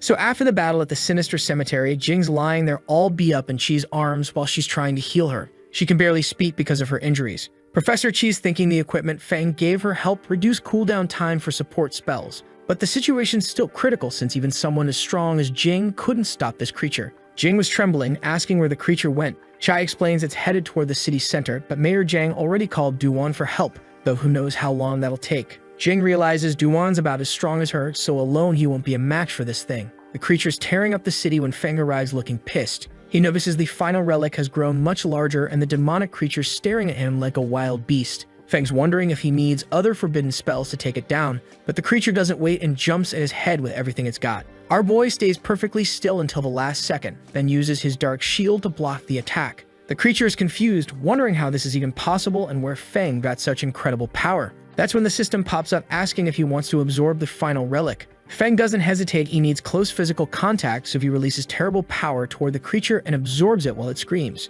Through absorption, he gets memory fragments and gains 100 total attributes. Feng's pleased because even 3-star classes don't get this many skill points from leveling from 0 to 3rd transformation. But he's concerned because he absorbed something extra and is seeing weird images in his head. Duan shows up asking what happened. Feng casually gestures at the monster, saying it appeared out of nowhere so he killed it immediately. Duan sees Banji knocked out on the ground, figuring Feng handled him too. He's confused by the chaotic scene, thinking these might be evil sect members, and can't explain the weird energy around them since it doesn't look like spell damage. Feng pats Duan's shoulder, asking him to handle the aftermath since he arrived just in time. Then he flies off at full speed, leaving Duan amazed at his speed, wondering if he's really a mage since that speed surpasses many combat classes. Later at Qinyu Prison, Banji is locked up after confessing he tried controlling the creature. Jing explains he discovered it in a secret dimension and managed to control dark power for himself. He injected dark power into the secret dimension during his investigation, but the creature went out of control. The mayor's pleased, saying it's great they have this mysterious great boss maintaining city security. Jing and Professor Qi smile because her student is doing excellent work. The mayor asks Duan if he's met this great boss. Duan says yeah, he was lucky enough to encounter him once, surprising the two beauties. Mayor Jiang asks Duan for a favor. If the mysterious great boss is willing to settle permanently in Qinyu City, they'll meet all his needs. Duan explains the great boss is discreet and rarely shows up, so better forget that idea. So Duan's thinking about how he managed to shift everything onto this mysterious great boss who doesn't even exist. Without evidence, they can't investigate anything. The mayor's bummed, saying it's a pity because strong people like the great boss get admired by everyone. Duan tells them the mysterious great boss has relatives in Qinyu, so he'll take special care of the place, but in return, doesn't want to be disturbed. Jing's intrigued but gets it in the end. Professor Chi's wondering if maybe the great boss is related to Feng somehow. Back at Feng's place, he's taking a bath, thinking about how the final relic is actually remains from demon kings who died in secret dimensions. Those weird images he saw earlier are memory fragments from when the demon kings were alive that got absorbed with the relic. He's not interested in becoming a demon king himself, so wondering what these fragments are even for. But then he realizes they might actually be useful. Under all this dark power accumulation, secret dimensions go through strengthening periods. If the invaded time and space can't handle it, the world faces chaos. In their current reality, the awakened training path isn't complete, with only a few reaching the 4th level, and awakened professions haven't reached ideal forms yet. The info from the Demon King's memories doesn't look good. If things keep going this way, humanity's screwed. Even if he protects himself, he can't live in a world full of monsters. But luckily, they're not the only ones dealing with secret dimension invasions. Some other realities manage to fight them off successfully. If he can collect more fragments and pick out useful experiences, it'll be super effective. Though these experiences are beyond current knowledge, improper handling could cause unpredictable consequences. His phone rings and it's Yua asking him to dinner that evening because they're celebrating. She completed her S-class mission and finished transitioning to the Vanguard Shadow class. Feng accepts immediately, saying how could he refuse her invitation, which makes her happy. She sends him the location immediately. After sending it, Yua and Jiao leave the transformation area, where guild friends are waiting with confetti, congratulating them for reaching the 2nd level. People are amazed they reached the 2nd level so young. Xiao invites Yua to dinner at the best restaurant, but she says she already has plans, asking them to go without her. She announces she'll host an event tomorrow and wants everyone there. Xiao asks if they shouldn't rest after working so hard, but Yua says it's important and can't be postponed. She leaves while everyone watches. Xiao gets irritated, saying they barely reached the 2nd level and are already having disagreements. Shu tries calming him down, saying that's just how Yua is, she must have something important.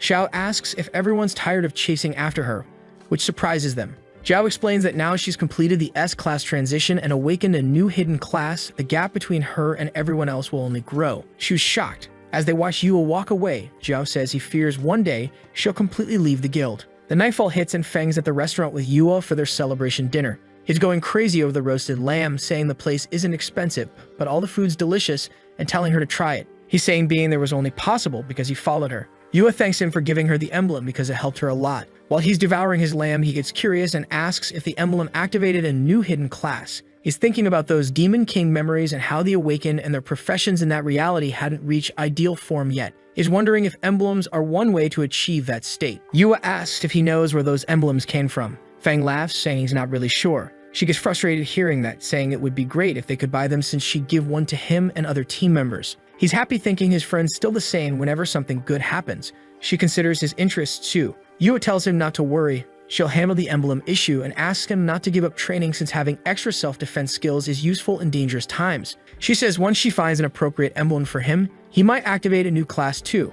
Feng starts teasing her, saying it's hard to train alone and having her as a friend to protect him is enough. She gets shocked, telling him to stop joking since she's talking serious business. Then she suddenly feels uncomfortable pain. Feng gets concerned, asking what happened. She puts her hand on her arm, saying not to worry, she got slightly injured completing a mission. He offers to heal her, but she says she's already been healed. It was an S-class mission where the boss dealt tons of damage and she needs time to recover. Feng's wondering how difficult S-class professions are when his phone rings. Someone asks if he's Ning Feng, but he doesn't answer, just asks what they want and who they are. The caller has an aggressive tone, saying he doesn't need to know who he is, just answer where he got the emblem. Feng gets fed up and hangs up on the guy. Yua notices he's stressed and asks what happened. He says the caller asked where the emblem came from. She's startled, saying she didn't tell anyone outside about the emblem. Feng just picks up his lamb, telling her to let it go and eat in peace. But the guy still hasn't hung up. Feng picks up again, hearing the guy shouting, asking how he dared leave him talking to himself and saying he'll pay for what he did. Feng listens for the nonsense, then gets serious, thinking Yu is nearby so better not to draw attention and hangs up immediately. After eating and chatting, they leave the restaurant happy. Feng's holding his stomach, saying he's too full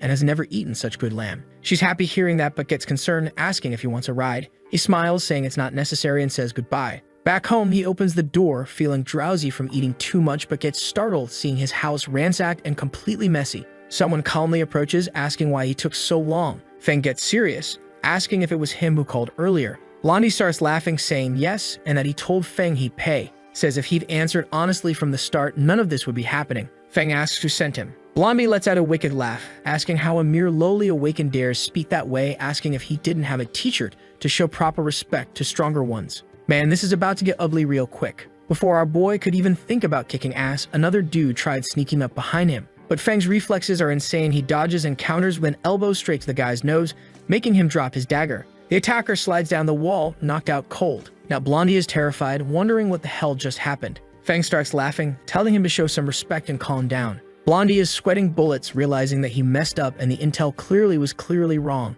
There is no way Feng was just a one-star nobody. He's wondering how a 3-star assassin got wrecked by a mage using bare hands. While he's freaking out, he grabs a shuriken and notices Feng has over 100 points in all stats with crazy reaction speed and range improvements. Feng realizes he can handle situations easily without even using magic. Blondie throws his shuriken, but Feng dodges like it's nothing. Seeing that reaction, Blondie decided to make a run for it, heading toward the balcony to escape and jumping off. But Feng grabs his leg, preventing escape, and slams his face hard into the wall. After that, Feng orders them to clean up the mess they made, shouting they'll have to pay for the broken cabinet too. After cleaning everything, Blondie says they finished and all their belongings, including clothes, are on the table. Feng crosses his arms, saying that's fine, but he wants to know who sent them. With his face all battered, Blondie explains it was Master Zhao Cheng of the Lion Guild. Says Feng has a special emblem that's unique and can't be found anywhere else, so Zhao hired them to gather info about it. Feng gets intrigued, wondering if Zhao Cheng is the same mage from Yua's guild. If so, it wouldn't be surprising he pulled his crap. Then he gets excited with his sinister expression, thinking he won't be gentle since he still has a forbidden spell he hasn't used yet. Feng activates this ability called Soul-Seizing Darkness, using mental strength to control minds and briefly transform into a powerful projection. He targets the two thugs, making them scream in pain. Meanwhile, that bastard Jiao and the shield warrior are walking and talking. The warrior asks about the emblem and Jiao says with a serious look that he already sent someone to find Feng, and if he doesn't cooperate, he'll make him experience a fate worse than death. The warrior is startled, asking what happens if Yu finds out. Zhao says he can't worry about that. The warrior mentions it's a shame the mission didn't go as planned. Zhao starts remembering how originally he let the shield warrior face the boss to diminish Yu's momentum and scare her, then he'd step in as a heroic savior. But he never imagined she'd risk her life and defeat the boss herself. Suddenly someone appears out of nowhere. Zhao sees it's the guy he sent to gather info on Feng and gets angry immediately, asking why he showed up silently and if he managed to get the requested information. Feng, who is possessing Boldly's body, is pissed off about Yu getting hurt. The two idiots who did it are standing there all surprised when he asks if they're the ones responsible. But then this Geo guy comes over and pats Blondie's face, telling him not to interfere. Our boy Feng goes full demon mode, grabs both their necks and lifts them off the ground. He's telling them they don't deserve to live for hurting Yu, but he's not going to let them die easily either. Then black flames everywhere. These aren't your regular barbecue flames, folks. These are the special burn you from the inside out until you're nothing but ashes kind. But here's the thing, Feng realizes he's got to burn the blonde guy's body too to get rid of all the evidence. Smart move, no witnesses means no problems. Except now he's thinking his regular neighborhood isn't exactly the safest place anymore since high-level awakened people can just walk in and out whenever they want. And he can't exactly camp at home 24/7 playing security guard. He was planning to dive into those Demon King memories for some juicy intel, but luckily hadn't started yet. Getting caught by awakened folks while doing that would have been a disaster and a half. So Feng decides to crash at Duan's place instead. This guy's 4th transformation awakened, so he's pretty strong. Plus, his neighborhood has better security than a government facility. When Feng explains what happened, Duan gets absolutely furious. He's telling Feng to rest while he investigates to see if there are more conspirators out there. Attacking Feng directly was basically asking for a death sentence. But Feng tells him to chill and asks if he knows any reliable alchemists. Duan's confused about what criteria he wants. Feng explains he needs someone high-level, trustworthy, and preferably independent with as few connections as possible. Duan knows some good alchemists, but they're all in big guilds already. That's a no-go for Feng because from the Demon King's memories, he knows those guild alchemists had produced some seriously superior potions. Unfortunately, he only got the recipes, not the know-how, so he needs a professional to break it down for him. Plus, guild alchemists are basically walking information leaks waiting to happen. Then Feng calls Yu, asking about alchemists. She knows exactly one reliable guy, and it's Xshu's brother. Apparently, he was thinking about joining her guild, but couldn't get along with Jiao Cheng, so the deal fell through. Feng's thinking his friend Yu really had the worst luck getting stuck with Jiao as a teammate, but hey, at least that problem's solved now since Jiao won't be causing any more trouble. When Yu asks why he needs an alchemist, Feng says he found some recipes at home and needs help understanding them. She's getting suspicious, asking if he found something at home again. Our boy just laughs, saying he's been doing some serious spring cleaning lately, so they meet up with this Shuai guy and Feng shows him the recipes. Outside, Su is throwing a tantrum. Apparently she wanted to use this opportunity to get closer to Feng, but that 4-eyed idiot kicked her out. The alchemist examines the recipes and says the ingredients aren't special, but the preparation method is completely new to him and looks complicated as hell. When Feng mentions it's supposed to increase experience by 100%, Shu Wei's jaw drops. Regular experience potions on the market only boost by 40% max, and they cost a fortune. A 100% boost would have 1 and 2-star awakened folks leveling up like crazy. Feng just smiles, saying probably yeah, but he's not sure and can't exactly go around asking people about it.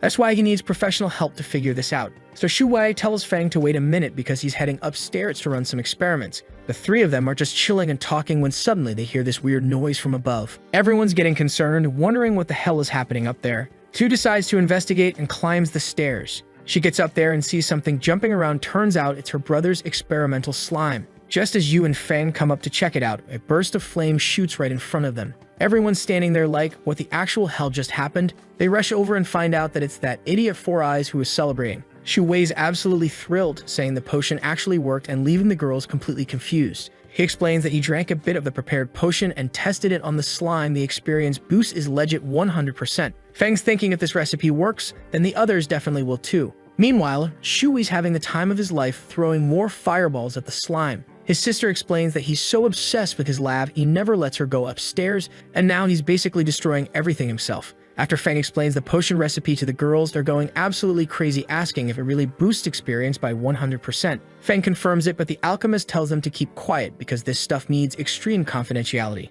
No kidding, this is basically liquid gold. Shu Wei asks Feng what his next move is because if he sells this, he'll make an unimaginable fortune. Right now, everything's dangerous and nobody's going to refuse something that increases their strength. But then Feng's phone buzzes with a message. It's from Chai and their class group saying the school's planning to take all third-year students to some secret location in the neighboring city for training next Monday. Since space is limited, each class gets different times and areas. The teacher's asking everyone to prepare and cooperate actively. After the announcement, everyone starts sending worried messages about experience being scarce, not enough space for everyone, and no experience potions available. Feng reads all this and starts thinking about what to do. Then he gets an idea. He'll use the experience potions on his companions first, then sell them to others later. Shu asks if she's considered one of his companions. When Feng says yes, she gets super excited, saying that she and Yu will be his bodyguards in the future. But Feng's still thinking strategically. He knows that once such a sought-after item hits the market, it's going to cause massive impact and profit opportunities. The problem is, greedy flies like Joe Chum types will probably swarm in large numbers. To keep things peaceful, it's better to first strengthen the people around him to support his power base, because when someone shows up with bad intentions, that's when it'll be time to act. Feng remembers the berserker guy from their guild, and just for your info, this dude is named Zhou Jiang Shu, who's apparently stressed about getting into university. Man, even in fantasy worlds, these kids are worried about college applications. Feng's thinking this guy's pretty talented and could be useful. Then we get Shu Wei coming up to Feng, asking if he can call him brother and begging for more recipes. Feng hands over another recipe and Four Eyes starts reading it and freaks out. Poor guy only recognizes 2 ingredients and realizes he's way out of his league. Feng's having that light bulb moment. Oh right, these are recipes from a different world. No wonder they're confused. You suggest they all train together. Once the experience potions are ready, and pats Feng on the shoulder, telling him he should come too. Our boy immediately starts panicking and playing dumb because he knows he's about to get exposed as a fraud. But she told him that the city just sent out a notice allowing guild teams to go train, so he can tag along legally. They schedule it for Monday after Shu Wei calculates they'll need that long to make enough potions for everyone. Fast forward to Monday and Feng's already at the meeting. He calls Yu, saying he's arrived, and she tells him to wait by the roadside. Then a school bus rolls by with his classmates inside, and they spot him standing there like, wait, is that really that loser Ning Feng? They start laughing and mocking him, calling him useless, then decide he's not even worth talking about. Meanwhile, there's a crowd at the entrance to this secret training area. Feng's class shows up too, and some student asks their teacher, Chai, when they can enter. She says about 2 hours because they're in the second group. The students start whining, asking, do we really have to wait that long? But then one of them spots Feng up ahead with Yu and her lion guild, and they lose their minds. The student asks Professor Chi why Feng's group gets to skip the line, and she explains that since he's the guild leader, they're probably heading straight to the heart of the secret area where there are fewer people but way more dangerous monsters. This background character, I'm not going to bother with the alphabet. He gets absolutely furious, saying he should be the one standing next to the goddess, while his friends are like, how does Feng dare go to the heart? Any small monster there could easily kill him. Then some random person shows up asking if they're talking about Wang Yu, who's ranked 5th on the supernova lists. The sweating student confirms it, and this person gets all excited, saying, great, they're heading to the right place, before walking toward the portal with 2 other people, also skipping a line. The students are losing it again, asking why these guys also get special treatment. That's when the girl explains these three are all rising stars on the supernova lists: Chang Muchu ranked 4th, Musclehead Ji-ki 3rd, and Gu Yunju 2nd. So Feng's crew finally reaches the center of this secret training area, and Shu Wei immediately tosses an experience potion to Jiang Shu. The berserker goes absolutely nuts when he realizes it's a 100% boost potion. Dude's practically screaming with joy until Shu smacks him, telling him to keep it down. Can't have everyone knowing about their cheat codes, right? Jiang Shu asks if the potion's valuable, and Four Eyes explains it's not actually that hard to make since the ingredients aren't rare and the process isn't complex. But that's exactly what makes the recipe so precious: low cost, high reward. He even says with just this one recipe, Feng could become an honorary guest at any major guild. Everyone's getting all emotional, with Jiang Shu pounding his chest, promising Feng he'll help him with anything in the future. Our boy is laughing awkwardly like, hey, we're all teammates here. No need to get formal. Meanwhile, he's watching from the sidelines, thinking about how Feng's never been good at socializing, especially after his awakening failure at 16. She's remembering how people mocked him at school, making him even more withdrawn. But seeing him happy and talking with friends for once makes her feel good, like maybe he can finally recover from all that trauma. Yu clears her throat to get everyone's attention and lays out the battle plan. Since they don't have a proper tank or magic DPS, she tells Feng he doesn't need to do anything so he won't draw monster attention. She'll attract the monsters, Jiang Shu will deal damage, Xu handles buffs and protection, and Shu Wei throws potions as needed. Everyone agrees, but Feng's internally frustrated because this setup will slow his progress significantly. Still, he decides to cooperate out of respect, thinking he can always use his forbidden curses later when he's alone. The action kicks off with Yu grabbing her bow and shooting an arrow that creates a massive explosion, drawing all the monsters toward her. Shu buffs the berserker, who slams the ground, sending a shockwave at the approaching monsters. Shui starts chucking experience potions left and right, getting excited as his experience shoots up. He's thinking if this keeps up, he'll be able to make new potions soon. Both Xu and Jiang Shu are celebrating, thinking they might actually reach the second stage before entrance exams and get into top universities with Yu. Everything's going great until they hear this weird noise from a nearby cave, and that's when the party crashers arrive. Gu Yunju lets out this sinister laugh and apologizes for interrupting, but says he couldn't help himself after hearing someone who hasn't even reached the second stage talking about getting into prestigious universities. Kaxu and the Berserker are shocked, asking if these are really the top-ranked kids from the supernova lists. Gu Yunju is pleased they got recognized so quickly. Our crew's confused why these hotshots would even be here since they're supposed to be from the Qinyu area. Then Wang Yu steps up, asking these national-ranking kids what exactly they want. So our heroes were minding their own business training when Yunzhou rolls up with his crew. This dude straight up asks Yu if she wants to join their team. Su and the Berserker are shocked, but Yu immediately shuts him down, saying she already has her own team. But Yunzhou's not taking no for an answer. He gets all condescending, mentioning how her team has Jiao Chung, who's ranked 14th on the supernova lists, and maybe he'd consider letting him join too as a favor to her. The audacity of this guy, who's getting annoyed at being asked if she wasn't clear enough, she said no. That's when Yunzhou drops the "actually, let me mansplain why you're wrong" speech. He says news travels slowly in Qinyu. Monsters are getting harder, universities are raising standards, and only elite teams get in now. Then he goes full villain mode, telling you she's destined to be powerful, but looking at her friends like, these losers aren't.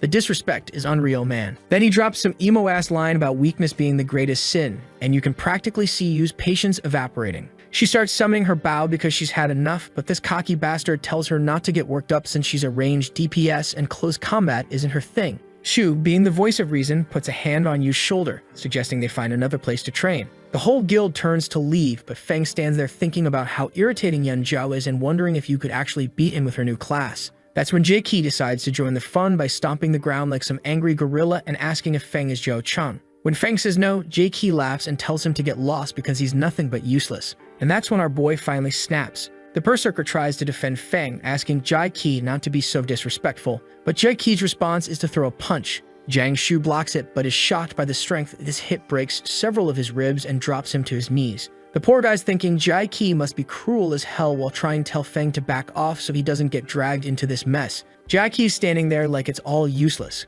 which just pisses off Jiang Shu more. The Berserker tries to power up his fists for a counterattack, but realizes Jie-Qi's way too fast. He's about to take another devastating hit with no way to block or dodge. Yu and Teksu are preparing to jump in, but they're too far away. Jie-Qi's punch is about to connect with Jiang Shu's face when suddenly a hand appears out of nowhere, easily catching the attack. It's our boy Feng casually stopping what should have been a knockout punch. So everyone is there confused as hell, wondering how that spineless, good-for-nothing, waste-of-space loser blocked a punch, but our boy doesn't care. He grabs Jie-Qi's fist and yanks him with so much force that the dude screams in pain, then launches him like he's throwing a baseball. Jiki goes flying, crashes into a bunch of rocks that all collapse on top of him, completely burying the guy. Feng turns around with a sinister smile and calls Ji Kai useless. Yun Zhao rushes to help his buddy, but completely forgets about Yu, who's been charging up her bow this whole time. This guy's hopping around, unable to believe he just got shot in the rear end. Shu Wang's dying laughing because honestly, watching the cocky tank get taken down by a butt shot is peak comedy.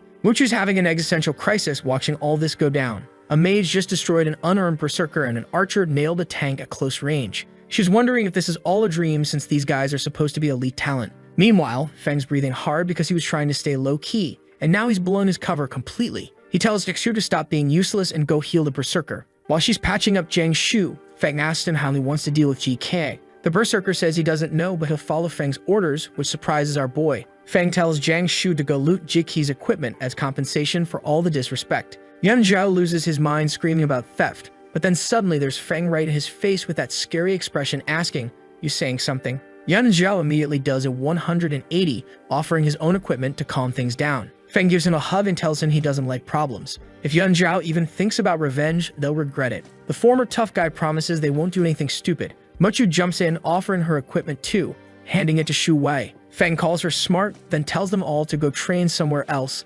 leaving Muchu embarrassed and equipmentless. As they're walking away, Yu tells Feng she was planning to take him training but never imagined he'd be this strong. He laughs, saying she knew he'd changed classes recently but didn't want to draw attention. Yu gets frustrated with his secretive attitude, saying she won't ask more questions since he never tells her anything anyway. Feng laughs again, telling her she understands him better than anyone. That's when she puts her hand on his shoulder and tells him that regardless of everything, she's really happy for him. He just smiles and gives her a thumbs up while thanking her. So Shu Wang and Jiang Shu are asking Feng about his university and guild plans, and he's like, haven't thought about it yet. Smart move actually, because he knows that both places have strict management and one slip-up could expose all his forbidden magic secrets. But then Feng gets hyped and suggests they go deeper into the secret area to level up faster. He's thinking even without his high-level magic, he can use attribute buffs and passive abilities to carry the team. The scene shifts and Feng's at Duan's place, complaining he only gained 1 level after days of hard work. Dude's been spoiled by his forbidden spell power leveling, and now regular grinding won't work for him. He's thinking about how normal people like you take 2 years to reach level 60, and maybe he should just apply to a local university instead of stressing about the elite ones. Then Feng has that millennial moment, if I'm stronger but still have to work as hard as everyone else, what's the point? So he decides to be lazy for a few days, gaming with Duan, sleeping in and eating out. Living his best slacker life until reality comes calling. His phone rings and it's Shin telling him about an upcoming auction with good items. The new Master Tang wants to know if he's interested. Feng's bored enough to say sure, and Shin promises to have the item list ready for him to review. Cut to the meeting where Master Tang Yikai introduces himself as an appraiser from some fancy trade exchange. He's being super humble, telling Feng not to be formal, but internally he's thinking about how the mayor specifically told him to treat Feng like royalty. Shin hands over the auction list and Feng starts scanning through it, looking thoughtful. Most of the mage equipment potions are useless to him. Master Tang's getting nervous watching Feng flip through everything so quickly, wondering if he underestimated this kid's standards. Then something catches Feng's eye and his expression gets serious. Master Tang perks up thinking Feng found something good. It's an experience potion with a 100% boost. Super rare, perfect for power leveling. But here's where things get sketchy. Feng goes quiet, remembering his conversation with Shu Wei about the recipe. Duan's also shocked seeing what it is, and even Master Tang notices something's off. Feng gets all serious and asks where they got the item. Master Tang awkwardly explains it came from the Blue Sharp Guild, one of the 7 major guilds in the country with serious power. And that's when Feng's detective brain kicks in. Either Shu Wei secretly sold their recipe to this guild, or these guys did something shady to get it. Feng asks if the guild mentioned where the potion came from. Ikai told our boy about a new place called the Trial of the Gods. It can only be faced alone and is split into layers. Every 10 layers you get a reward. One of those rewards was the formula. Duan says it's his first time hearing of it and wonders if this is another weird instance of change. He points out that usually you have to register with the county office first. Feng starts thinking maybe Shu Wei ran into trouble, but he also feels this Trial of the Gods sounds amazing. Right then, his system message pops up and slaps him with a mission. Use the power of the trial for his own game with a time limit of 60 days, and if he fails to do so, then he won't be doing anything else because he'll be dead.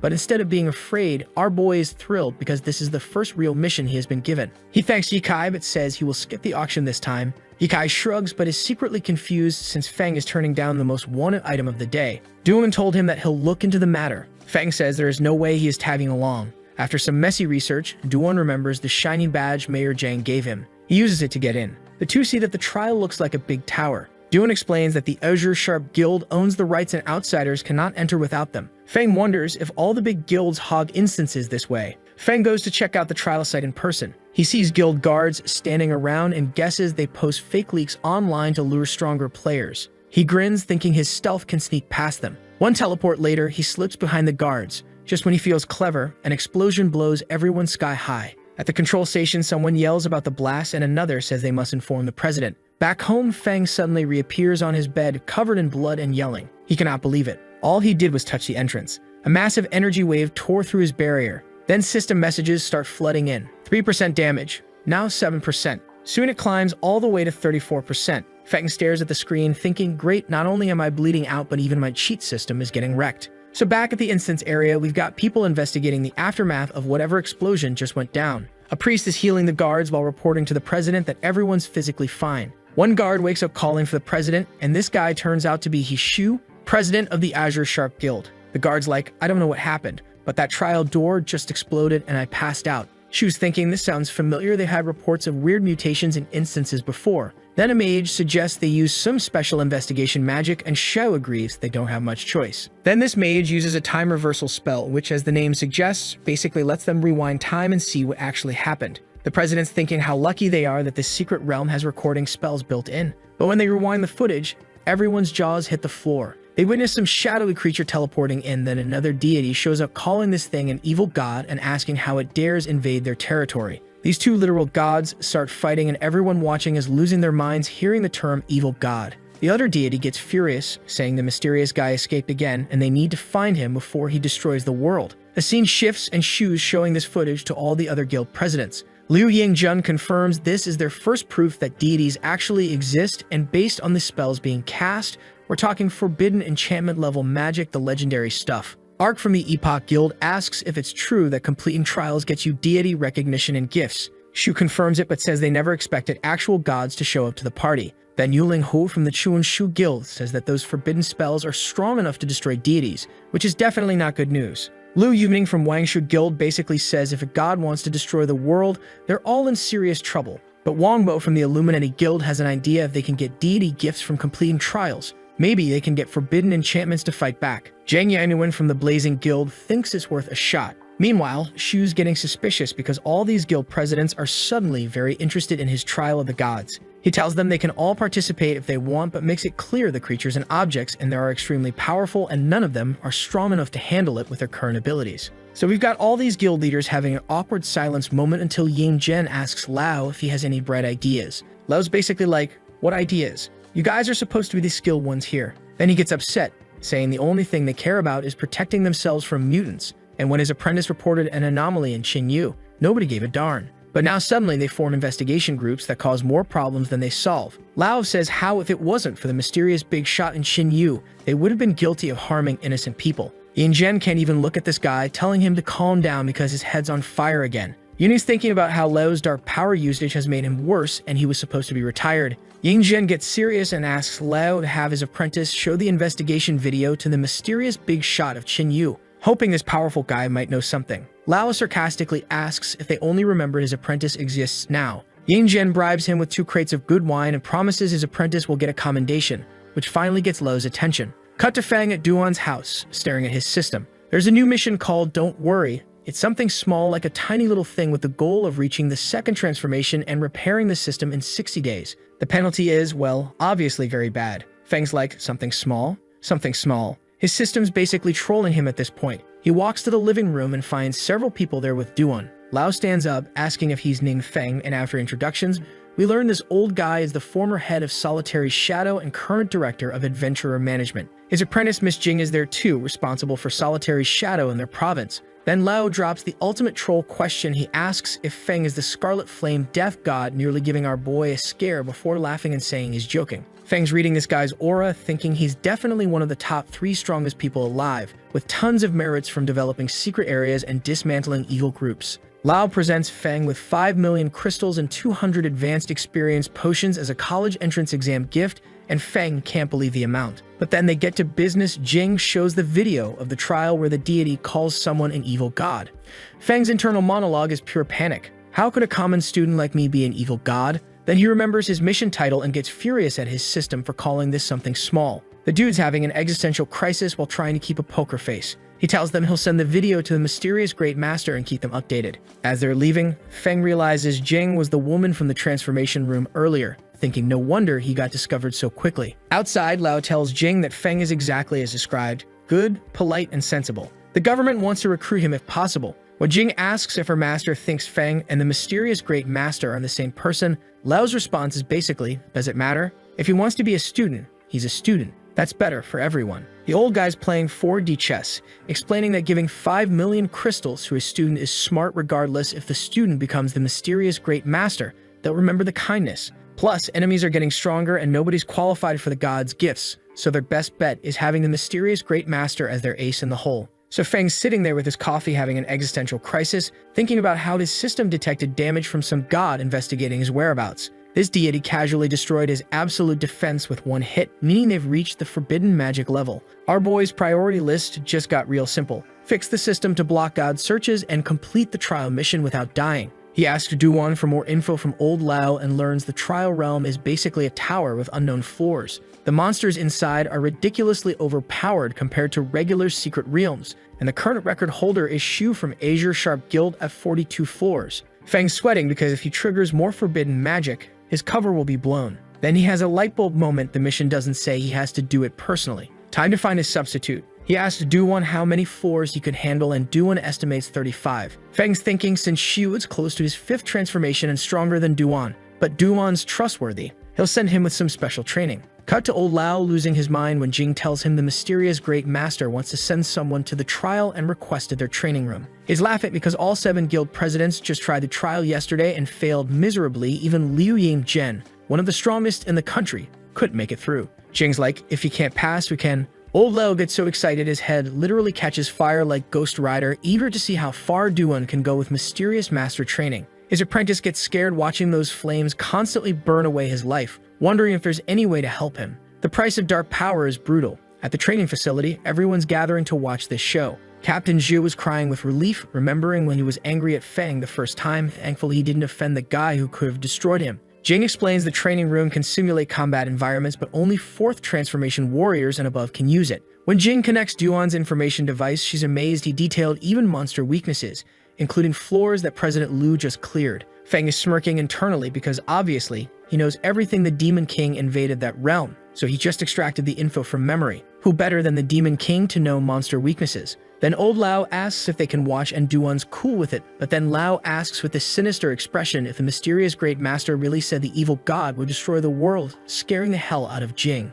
So Duan's sitting there quiet for a moment, then remembers asking Feng at home if the evil god really wants to destroy the world. Feng's sweating bullets because Duan has no idea he's literally talking to the so-called evil god. Our boy is having an internal debate about whether to come clean, but decides the risk of exposure is too high even with someone he trusts. Duan tells old Lao that he asked the Feng the same question and got an 8-word answer. Everyone's on the edge of their seats waiting to hear this wisdom, and Duan delivers. As long as I'm here, that won't happen. Old Lao starts laughing, saying it's simple, confident, and totally the boss's style. Meanwhile, Jing's sweating nervously, wondering what kind of person this boss is that he doesn't even worry about gods, not having a clue that it's her dumbass student. Meanwhile, Feng's internally high-fiving himself for giving the perfect non-suspicious answer that makes him sound like a badass protector instead of the actual threat. The old man shakes Duan's hand, saying the trial now depends on him, and they head to watch training. Cut to Duan getting absolutely demolished by monsters, thrown against walls but getting back up to finish them off. He's exhausted but determined not to disappoint Feng, thinking this is his unique opportunity. Jing's impressed that Duan handled monsters beyond 4th transformation limits, saying she definitely couldn't do it. But old Lao remembers how Feng awakened at 18 but completed the 1st transformation in just months. He's wondering if there's a miracle waiting for Duan too, thinking that mysterious big shot might break the combat system entirely. That's when reality hits Feng like a truck. He oversimplified everything, thinking monster weaknesses would be enough, forgetting humans have limits. Even knowing weak points doesn't matter if you can't reach them or survive long enough to exploit them. Looking at exhausted Duan, he realizes if his friend fails, he'll have to do it himself with forbidden magic and risk total exposure. Feng makes excuses about school starting next week and leaves. He's thinking he needs to level up and get powerful skills or equipment to replace what Duan's missing. So he pulls out a flight scroll in an alley, remembering he asked someone to buy a batch of these for teleportation without being tracked. He flies off to one of those wild secret realms Duan mentioned that's not under official control yet. But when he arrives, there are signs of battle everywhere, but this idiot just goes, "Oh, this looks scary. Let's just go and take a look." Meanwhile, there's this group of evil clan mutants literally stepping on some poor adventurer's head near the entrance. The big guy asks his masked chief if he saw that flash nearby, and the chief figures is probably a flight scroll. His villains start wondering if whoever used the scroll is there to kill them, but the masked leader just laughs, saying this person's walking to their death. He says how they've been gathering sacrifices for the great demon king who's about to rise again. He says it's thanks to these clueless idiots that they have managed to sacrifice enough people for the demon lord to accumulate enough power, and today is the day he'll descend upon this world. The whole evil clan starts celebrating their evil plan, completely oblivious to what's coming. One of the dead adventurers still has a working communication device, and someone on the other end heard everything. This adventurer immediately panics about the Demon King's return and a secret realm invasion. The captain realizes their screwed Squad 4 about wiped out, the magical shield won't hold, and a secret realm invasion will corrupt the nearest city. He orders everyone to evacuate while he stays behind to monitor the situation, even though it's basically a suicide mission. Then we get this heartbreaking moment where the captain calls his daughter about a possible emergency drill, trying not to scare her. She calls back just to say happy birthday to him, and the poor guy starts crying because this might be the last time he talks to her. On their way back, his team notices dark energy echoing and realizes the invasion's starting, worried about leaving their captain. Meanwhile, the evil clan is getting hyped, thinking the Demon King's about to bless them with more power. But here's where it gets hilarious inside the secret realm. Feng just casually used his extreme cold forbidden magic and froze everything solid. This skill apparently summons an infinite ice disaster that sweeps through worlds, so now he's walking around smashing ice coffins, having the best time of his life while being happy that these monsters give great experience, and he just hit level 37. One of the monsters he casually froze was the Demon King everyone's been waiting for. The evil clan's outside celebrating their king's return, while their great Demon King is currently a popsicle thanks to our oblivious protagonist. Feng's just browsing his system for new skills, completely unaware that he just accidentally saved his city and ruined some villain's entire master plan. Then his system window pops up saying he could choose a new skill. Outside the portal, something starts emerging from the portal, and the entire evil clan drops to their knees, expecting their great Demon King.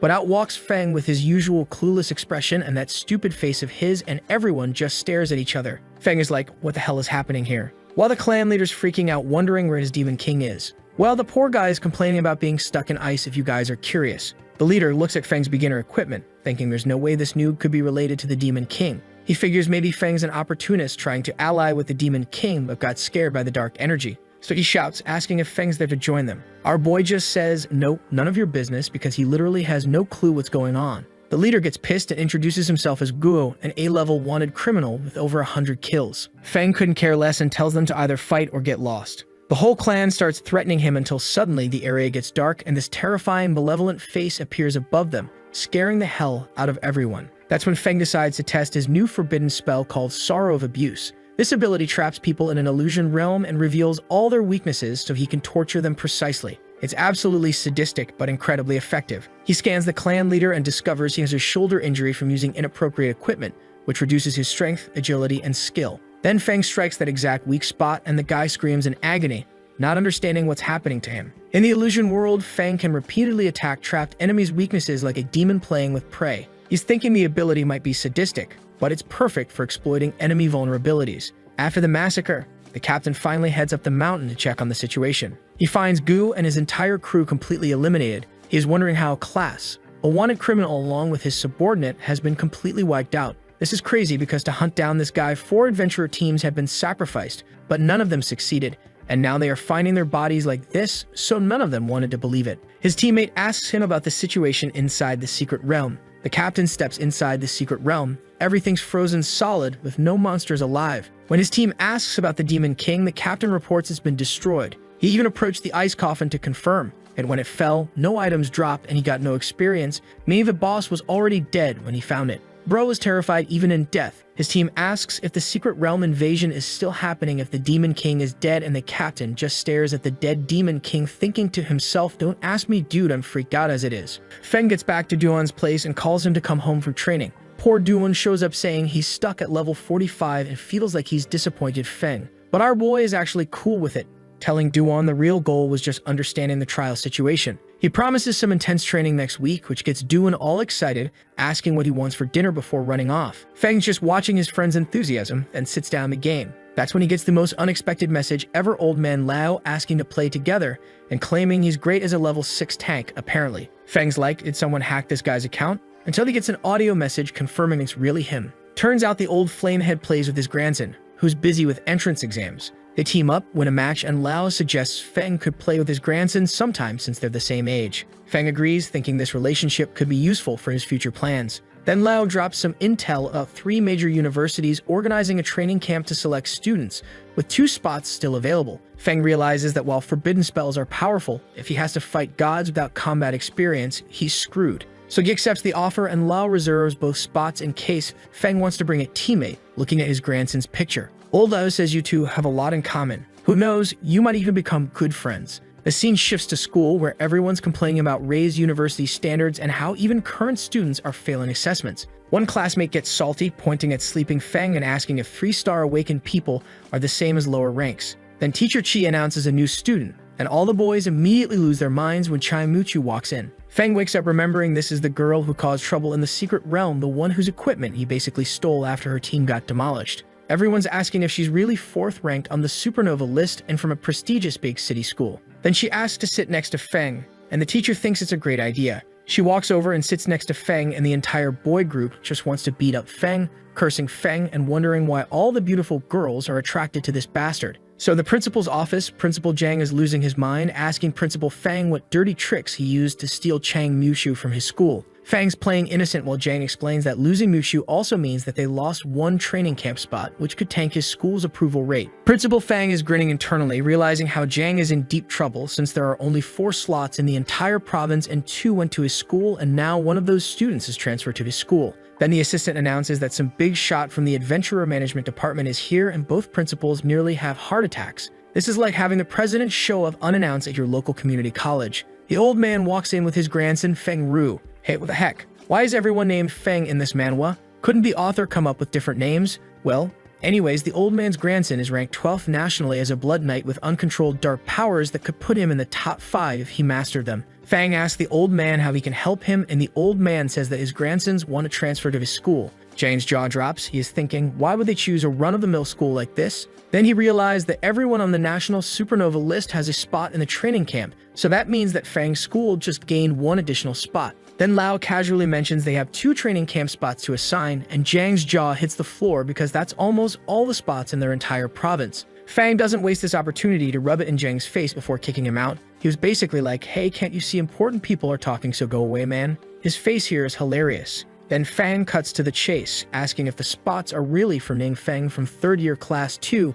since the kid only recently awakened. Lao just says it's up to the department and Feng shouldn't question it. The principal's thinking about how the Adventurer Management Department operates independently of the 7 great guilds with massive influence, wondering how the hell Feng connected with this guy. Back in class, Feng is confused seeing all his Lion Guild friends transfer to his school. Shu cheerfully explains they wanted to be closer to him, and mentions they tried to get Zhou Chung too, but he declined so she got his spot. Wang Yu and Mushu are having some kind of intense stare down, probably sizing each other up as romantic rivals. The Berserker's excited to meet Lao's grandson, and Feng Ru's being all polite, saying he hopes for everyone's support. Meanwhile, Mushu's panicking, thinking she's not the only one interested in Feng and needs to step up her game. She's prepared some gifts but needs the right moment. The rest of the class is watching this group with pure envy, wanting to know how Feng assembled this ridiculously impressive squad. Even without him, this crew would be the most stacked group in any high school nationwide. Feng's thinking things just got more exciting, but he's curious why Zhou Chung turned down a training camp spot and why nobody seems concerned about his disappearance. So since we thought about Zhou,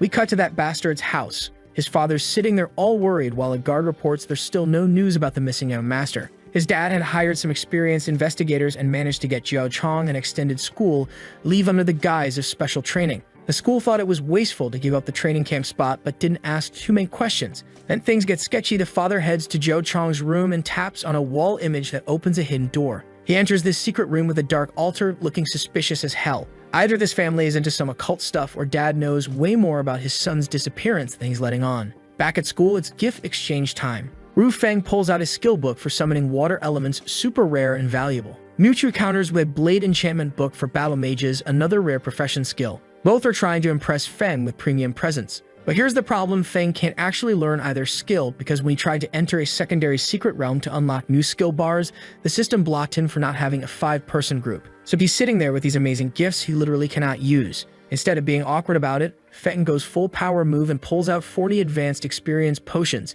giving 20 to each of them. Muchu's like, isn't this exclusive Azure Guild treasure? Rue is thinking about how these potions are highly valued at the auction house and are rarely available, and the fact that Feng has 40 of them means that this guy is actually someone super important, and then suddenly the conversation shifts to thighs. Yu walks up to our boy saying that she also has a gift for him, and then she pulls out a shiny new potion that Shu Wei refined. She hands over the potion to Feng and our boy is really impressed with what Four Eyes has come up with. Cut to Duan's house, where Duan is wondering if Feng forgot about the promised hellish training since he hasn't mentioned it. Feng shows up early explaining training camp students get flexible schedules, then hands Duan a nourishing potion that heals accumulated internal injuries. Feng told him to drink the potion first and then they'll start the training. Duan's excited, thinking the hellish training is finally starting and chugs the potion immediately. So Feng asks Duan how he's feeling after chugging that healing potion, and Duan's like, my body's warming up and those nagging injuries feel lighter. Our boy is thinking this stuff really works since it nearly healed his own curse-inflicted injuries. Then he says that it's time for hell training.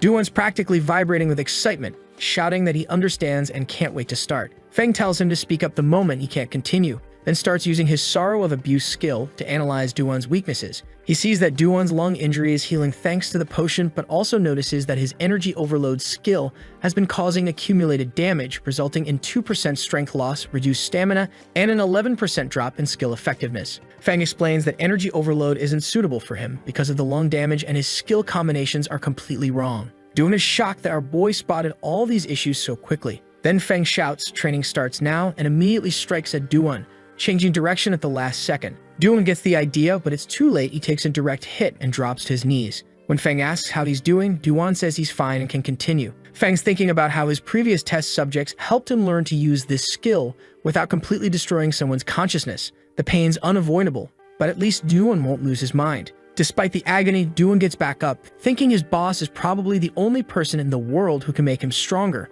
and he's not wasting this opportunity. After some intense training, we cut to Duan in the actual training field facing a demon. But now he's like a completely different fighter, dodging effortlessly, leaping onto the demon, spinning in the air while concentrating energy in his dagger, then driving it into the demon's back. The thing roars in pain and Duan finishes it off easily, grinning and asking for the next stage. Jing is shocked, saying there are no more stages. They used up all the monster information Duan provided. That's when our boy collapses from exhaustion, but he's overwhelmed with happiness, crying because his master's training let him clear the entire training field. Old Lao can't believe what he's witnessing. Elevating a 4th transformation warrior to this level in just half a month is basically impossible. He calls it a miracle and says the agency definitely needs to maintain good relations with the mysterious great boss. His head starts heating up again, and when Jing worries about him, he laughs, saying reaching his age as a transformer is already a blessing. Jing's thinking the old man sends grandson to study in Xinyu to pass the torch, but she's still concerned about the dark power's price constantly burning away his life. She wonders if the great boss might have a solution.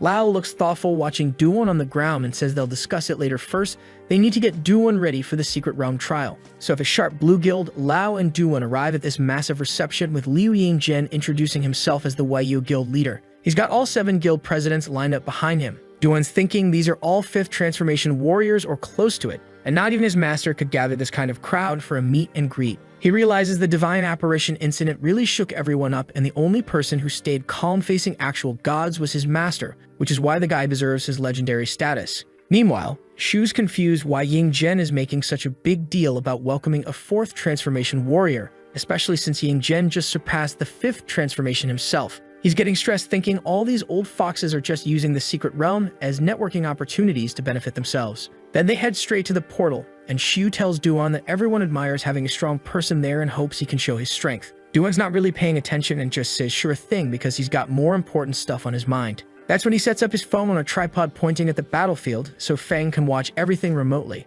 All the guild leaders crowd around the phone, wanting to know if the mysterious great boss is really going to watch them. Cut to Duan's house, where Feng's chilling on the couch watching this whole thing unfold. He comments on Duan's impressive speed as his friend starts delivering rapid-fire attacks that leave everyone stunned. Yingzhen's like, his abilities are incredible.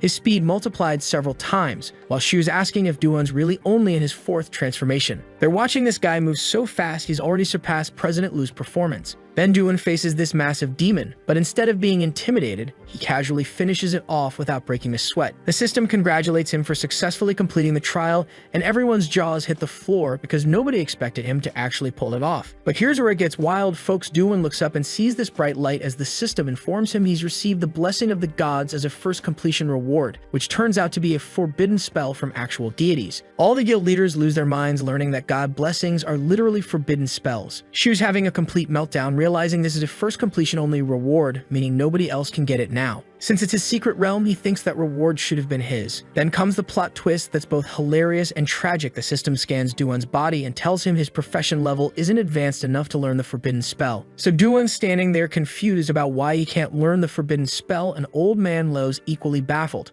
Meanwhile, Feng's watching through his phone, thinking back to the Demon King's memories, realizing that professions in this world haven't reached their ideal form yet, which is probably why Duan got cock-blocked by the system. The system decides to be helpful and adjusts the reward to an emblem of divine grace. Instead, the system explains he's got 3 different profession paths to choose from, all blessed by the primordial Holy Spirit of the 12 gods. The options are pretty sick though. First is Spiritual Sword Master, controlling swords with life energy for decisive, deadly strikes. Then Supreme Combat Saint, never using external items, just pure martial arts with devastating punches and kicks. Finally, Celestial Warrior masters various weapons while analyzing enemy skills during battle. Since Duan uses a dagger, he goes with Spiritual Sword Master because it makes the most sense. After selecting his path, he gets the Emblem of Divine Grace, which gives him permanent stat boosts 4 points each to strength and endurance, plus 80% faster vital energy recovery. The system explains this thing contains fundamental universe rules and tells him not to be scared, just focus on absorbing it. But here's where everything goes completely insane. As Duan absorbs this divine power, the sky lights up with a global system message announcing that someone completed the God's Trial at world-class difficulty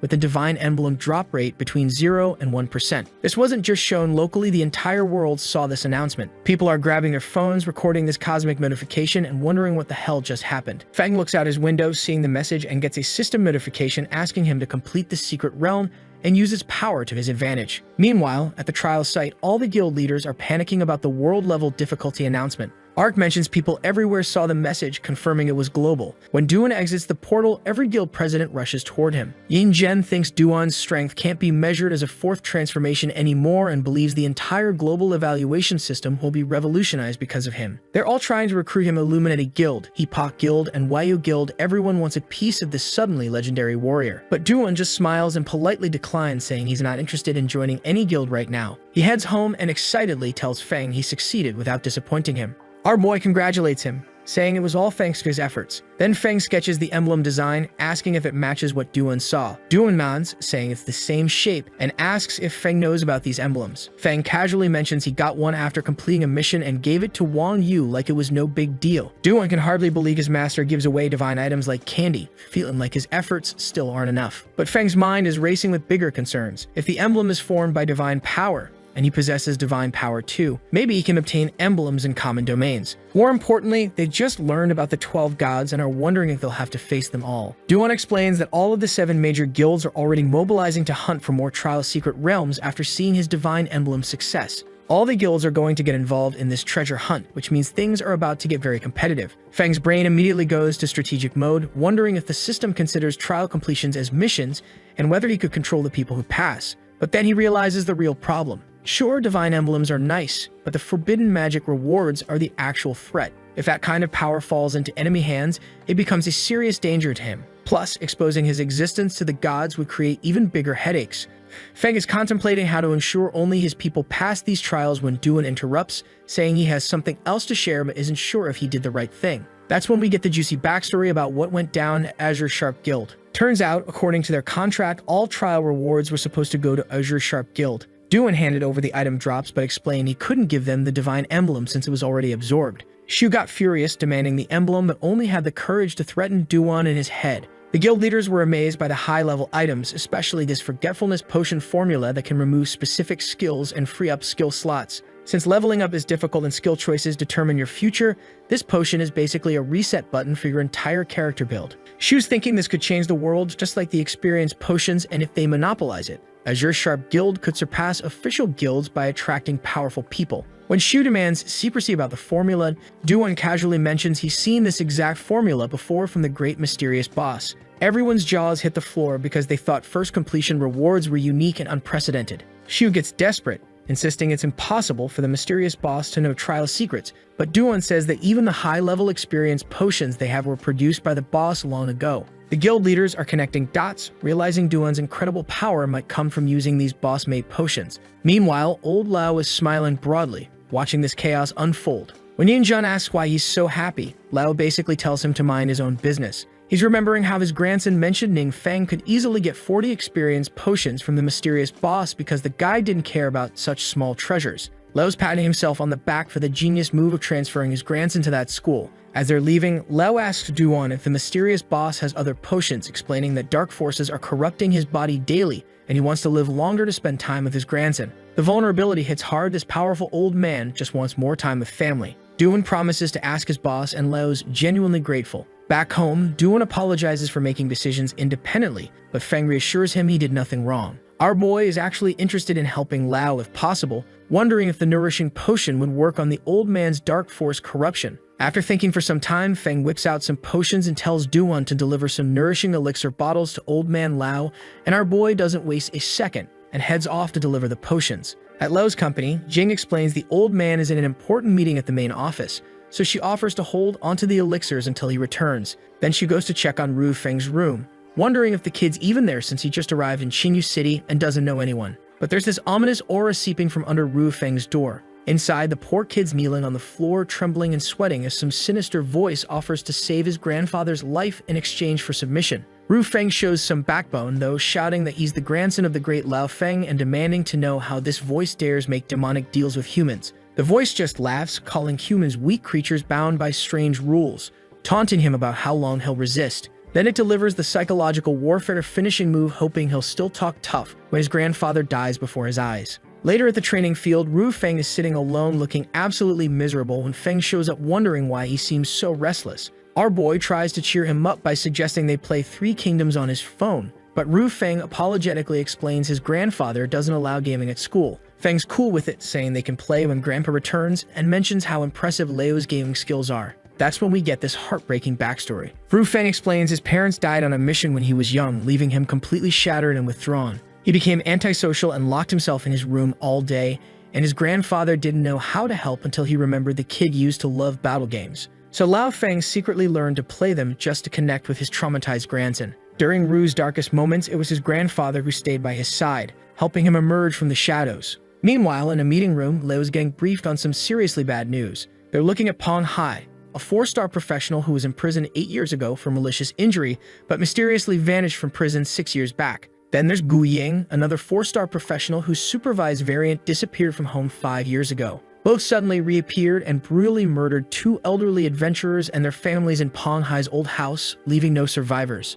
These murdered adventurers were part of the team that originally captured Pong Hai, so this looks like revenge against Lao Feng's crew. But here's what's really terrifying. The victims were 4th transformation experts, yet they got completely destroyed by these supposedly 3rd transformation assassins. The surveillance footage shows Ying effortlessly dodging a sword strike and then systematically piercing the adventurer's body with multiple dagger strikes, giving him 0 chance to fight back. Everyone watching is sweating bullets because it's clear Ying has somehow surpassed the 5th transformation power. Even Lao admits that in a direct confrontation, he probably wouldn't be a match for Ying. So now everyone's wondering what on earth Ying went through during those missing years to jump from 3rd to beyond 5th transformation power. That kind of progression doesn't happen naturally. Someone or something definitely gave him a major upgrade, and it wasn't through normal training methods. Cut to the Chen household, where Mr. Chen's pacing around nervously until Ying and Pong Hai walk in. Chen asks if they found any clues about his missing son, and Pong Hai says that he sensed some extremely powerful dark forces. He explains that low-level favored ones can only use dark power with Demon Lord blessings, but true favored ones like themselves get personally summoned and trained by Demon Lords in secret realms for extended periods. Pong Hai thinks Chen's son caught a Demon Lord's attention and got invited to this exclusive dark training program. Chen gets excited, thinking this means his family will finally be able to compete with the Wong group. Like, really? Your son might be getting corrupted by literal demons, and you're thinking about business advantages. Pong Hai inspected the dark ritual room and confirmed the setup was correct. As long as the son continues making sacrifices, his potential should attract the demon lord's attention. Then he hands Chen a paper asking for transportation to a marked location because they're going to visit a future disciple. Meanwhile, Ru Feng is having flashbacks about how his parents sacrificed themselves to seal an uncontrollable secret realm entrance, saving the entire city. The heroic legacy makes what's about to happen even more tragic. He's gazing at stars through his window when someone knocks on his door. Two sinister-looking men show up, and when Ru Feng asks who they're looking for, Peng Hai confirms his identity with a wicked smile. They want to come in for a discussion, and when Ru gets suspicious about their dangerous aura, Peng Hai calls him master and says they're there to check on him. From now on, he should call them elder brothers. They mention he met their master the previous night, and he recognizes the same dark aura from the voice that tried to tempt him. Without hesitation, he equips his armor and prepares to fight because he knows exactly what these guys represent. But the power difference is brutal. He barely has time to react before his head gets grabbed, and he's thrown against a wall that shatters under Peng Hai's strength. The blonde one gets furious, asking how Ru dares attack his elder brother. The next thing you know, the gorilla man is grabbing Ru by the head, and our boy is struggling to get Peng Hai's hand off his head, seeing that Ru has no intention to calm down. Peng Hai hits him with a devastating stomach punch that has him coughing up blood. Peng Hai lifts the beaten kid and delivers the classic villain speech. Their master holds him in high regard and is willing to grant great power that could save his grandfather's life. All he has to do is become a great expert by joining the dark side. Ru makes it crystal clear there's no way he'd ever accept that deal, which shows serious backbone considering he's currently getting badly beaten. But then Ying reports he searched the house and old man Lao isn't there. The blonde psycho gets disappointed, saying he wanted to greet the veteran. Ru starts begging them not to harm his grandfather, and that's when Peng Hai drops the ultimate psychological warfare bomb. He releases the kid's head, letting him faceplant on the floor, then explains how sacrificing loved ones can unleash even greater dark power. He gives Ru 3 days to think it over, agree to become their disciple, and they'll leave the past behind, but refuse and Grandpa dies. Looking at a photo of Ru and his grandfather, Peng Hai comments it would make a fitting gravestone. Meanwhile, Feng's in some dungeon casually obliterating demons with his staff, frustrated that he can't find suitable places to level up efficiently. His systems being its usual unhelpful self, calling the mission a piece of cake while reminding him he's got 43 days to complete the second transformation or die. That's when he gets a call from Duan. Feng realizes by the tone that it's something serious. Duan said that he got a call from Old Man Lao, and he wants to become the apprentice of the great mysterious master. Cut to the hospital where Feng visits Ru, who's trying to stay positive despite being in the special mutant ward for dark power monitoring. The kid's never seen anything like this place before, and Feng jokes that no normal person would ever get admitted there. At hospital reception,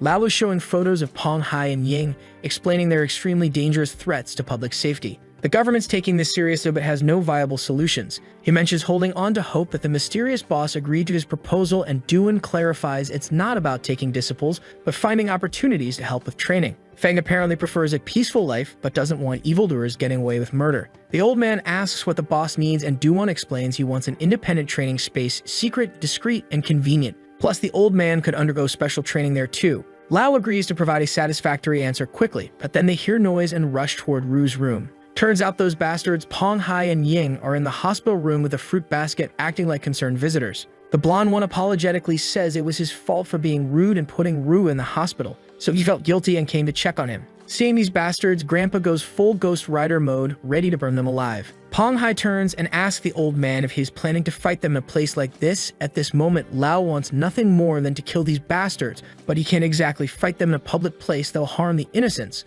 so he calms himself. After that, they just walk past him and run at Duan on their way back, where the bastard shows why he is an asshole and spits on Duan. Duan, too, wanted nothing more than to beat them up but held back because of Old Man Lao. Lao apologizes to him, but Duan says that there is no me for that. Meanwhile, our boy Feng walks into Ru's room and goes straight for the fruits. He said that they look nice and fresh, so it'll be a waste to not eat them. Later that same day, we get this scene of Peng Hai, Ying, and Chen's father living it up drinking with women. The blonde mentions Wang Yu from the wine group being interesting, and Chen laughs, saying his son originally planned to use her as a sacrifice, but Peng Hai is welcome to take her instead. Casual human trafficking conversation over cocktails. These guys are absolutely vile, man. That's when the wall suddenly explodes and Feng and Duan make their dramatic entrance through the dust and debris. Chen's furious, demanding to know who's there, and Duan orders everyone except Peng Hai and Ying to leave immediately. The two assassins just smile, saying finally it came for them. They've been expecting this confrontation. Ying wastes no time launching at Duan with his lightning sword, but Duan effortlessly blocks the attack with his dagger,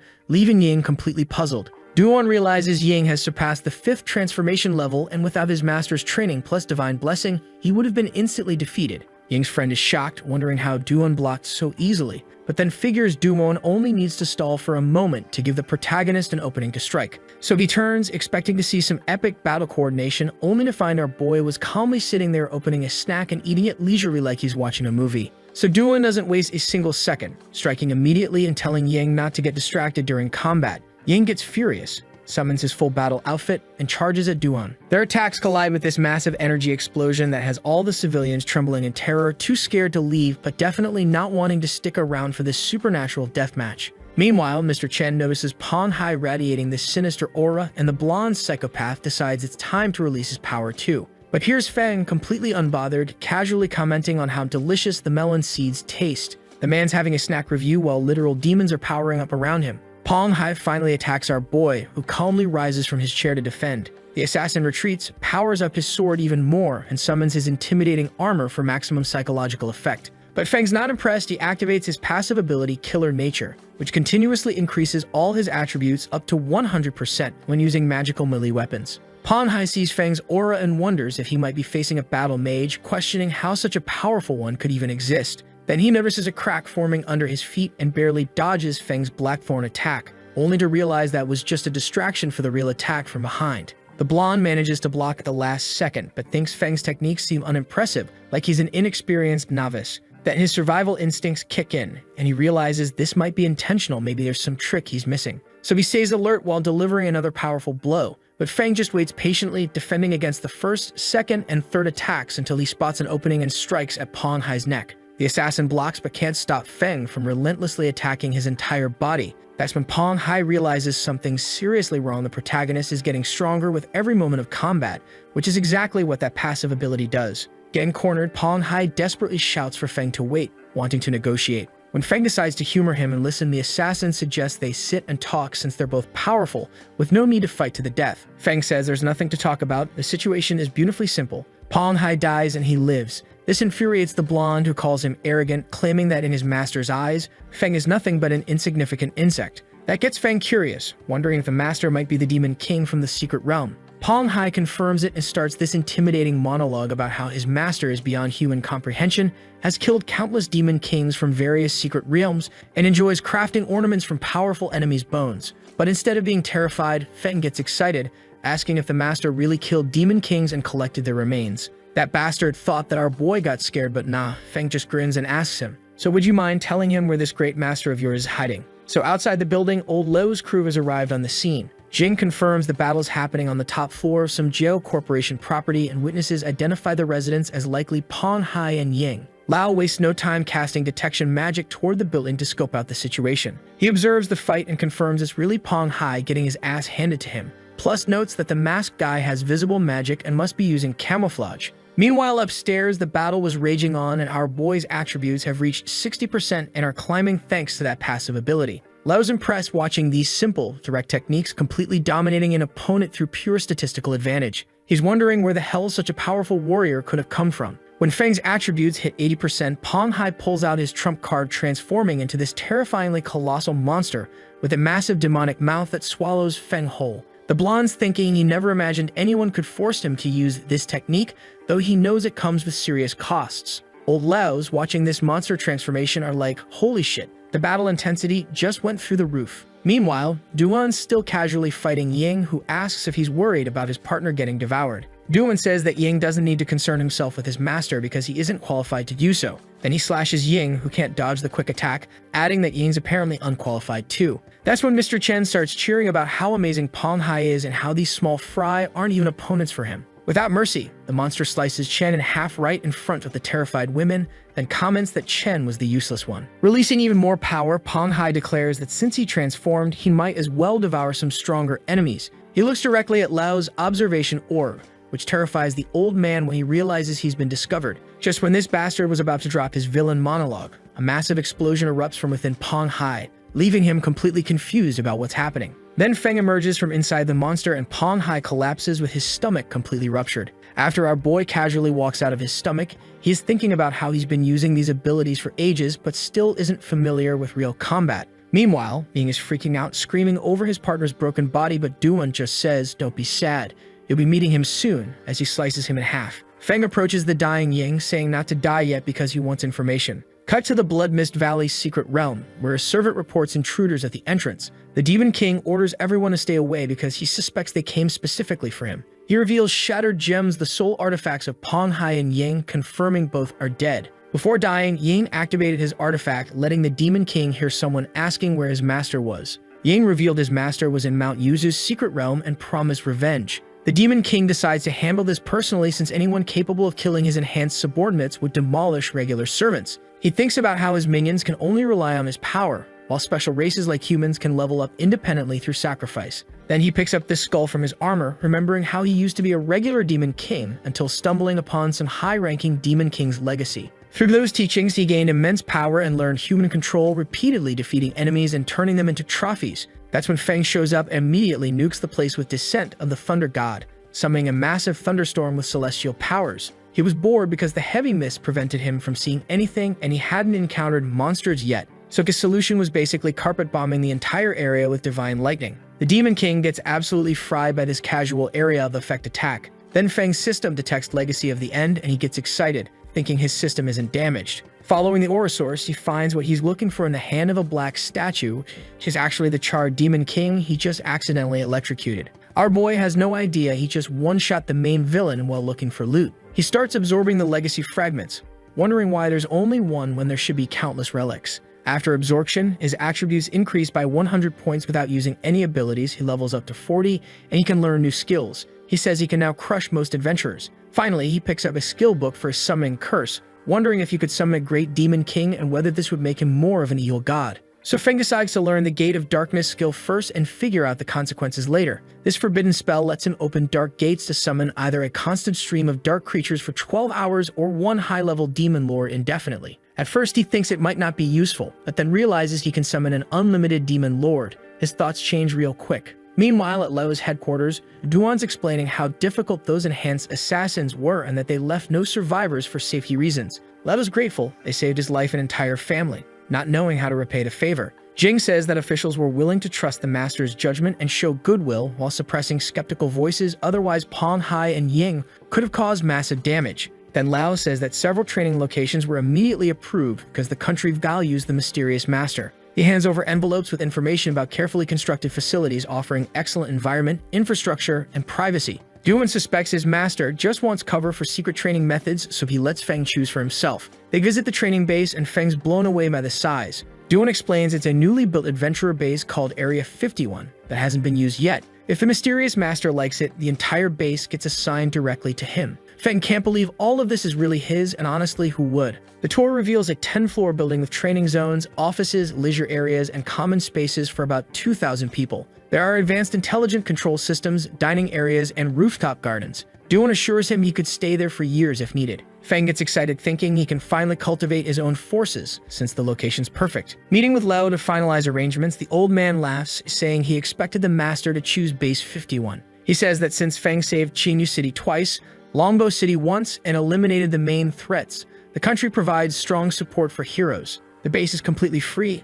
All he needs to do is just sign the documents.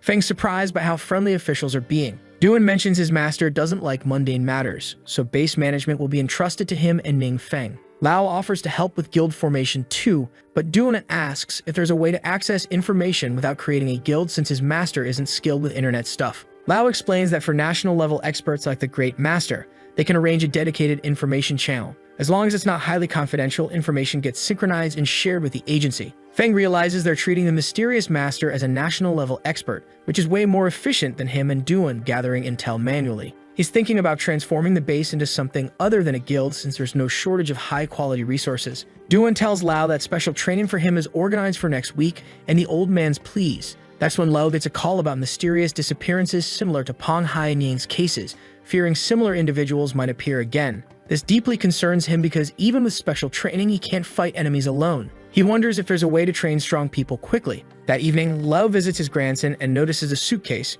immediately asking where Ru's headed. So Ru Feng's all excited, explaining to his grandfather that the Supernova training camp is starting and Ning Feng organized special training for them. He got a call saying he needs to be at the training base in 2 days, so he's packing early to avoid being late. When Grandpa asks how many people are going, Ru says 5 total, including himself. This gets Liu so excited that he literally turns into Ghost Rider again, head blazing with flames. Poor Ru has to warn him his head's on fire, but Lao reassures him he took the medicine Duan gave him and is clearly improving, but the dark powers are still hard to control. Lao rephrases his question, asking what kind of people Ningfeng invited. Ru explains they're just good friends, and aside from himself, the others have known Ningfeng for ages. This makes Grandpa even more excited, thinking the Great Master will look after those close to him. He kneels down to help pack and advises Ru to listen carefully to Ningfeng, since it's a rare opportunity. He also reminds him to control his pace and not forget to call when ready for ranked matches. Ru's confused by this sudden burst of grandfather enthusiasm. At the training base, Wang Yu's group arrives and she's intrigued, commenting that this seems like the place Ningfeng mentioned, but there's nothing except forests.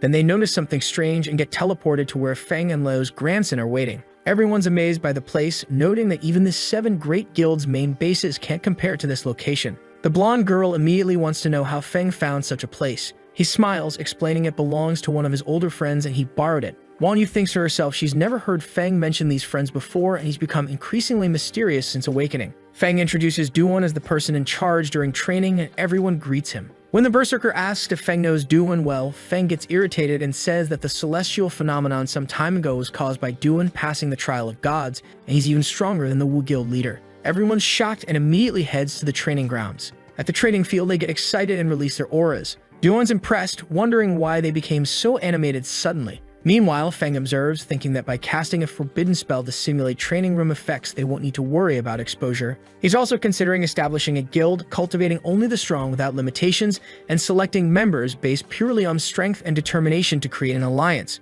Yu starts first, but immediately gets struck in the arm and screams in pain. The sense of dread she got from the environment was incredibly real. She thinks how this training would definitely break someone's will if it weren't controlled. She wonders if Ningfeng endured such cruel trials to become stronger, not knowing he's literally the one creating this nightmare scenario. Jiang Shu reflects that neither he nor Shu are supernovas and never dared hope to surpass others' talent through hard work, but Feng showed them there's hope. Ru's thinking he can't rely on grandfather's protection forever and wants to protect people he cares about. Meanwhile, Shui stays silent and our boy Feng smiles, saying you're all doing very well. So everyone's completely exhausted after the forbidden magic torture session, commenting they feel like they've been suffering for centuries and are nearly dead. Duan enters, declaring that's enough for today, and announces targeted training tomorrow. They head to a VIP room where Yu admits that although special training just started, the gains already surpassed previous years. She emphasizes it's impossible to identify weaknesses relying solely on self-understanding. Ru Feng reflects that his dark power felt strange during training. Even when giving his best effort, there were no signs of it going out of control. The forbidden magic training environment is apparently so intense it's actually stabilizing his chaotic abilities, which is both terrifying and impressive. That's when Shui starts crying and Feng asks what's wrong. Yu explains it's due to stress from skepticism spreading online about their school getting more supernova training camp spots. Feng checks his phone in disbelief and they discover various toxic comments about the school. But then they notice someone defending them in the comments, Chang Muchu, replying to every single person mocking them. Everyone's astonished she'd be willing to defend them, especially since she barely knows some of them. Shu wipes her tears, explaining she was nervous about embarrassing Ningfeng, but the special training made her feel confident instead of nervous, so she cried from joy rather than stress. Feng tells everyone to train peacefully and promises another gift in a few days. When you ask what it is, Feng says it's a secret, leaving her pouting. Then we cut to our boy sitting in his bed thinking about the info he got when he absorbed the memories of the Demon King last time. In those memories, he found something about the evil god. It turns out there are 7 evil gods born of darkness who are common beliefs of monsters in the secret world.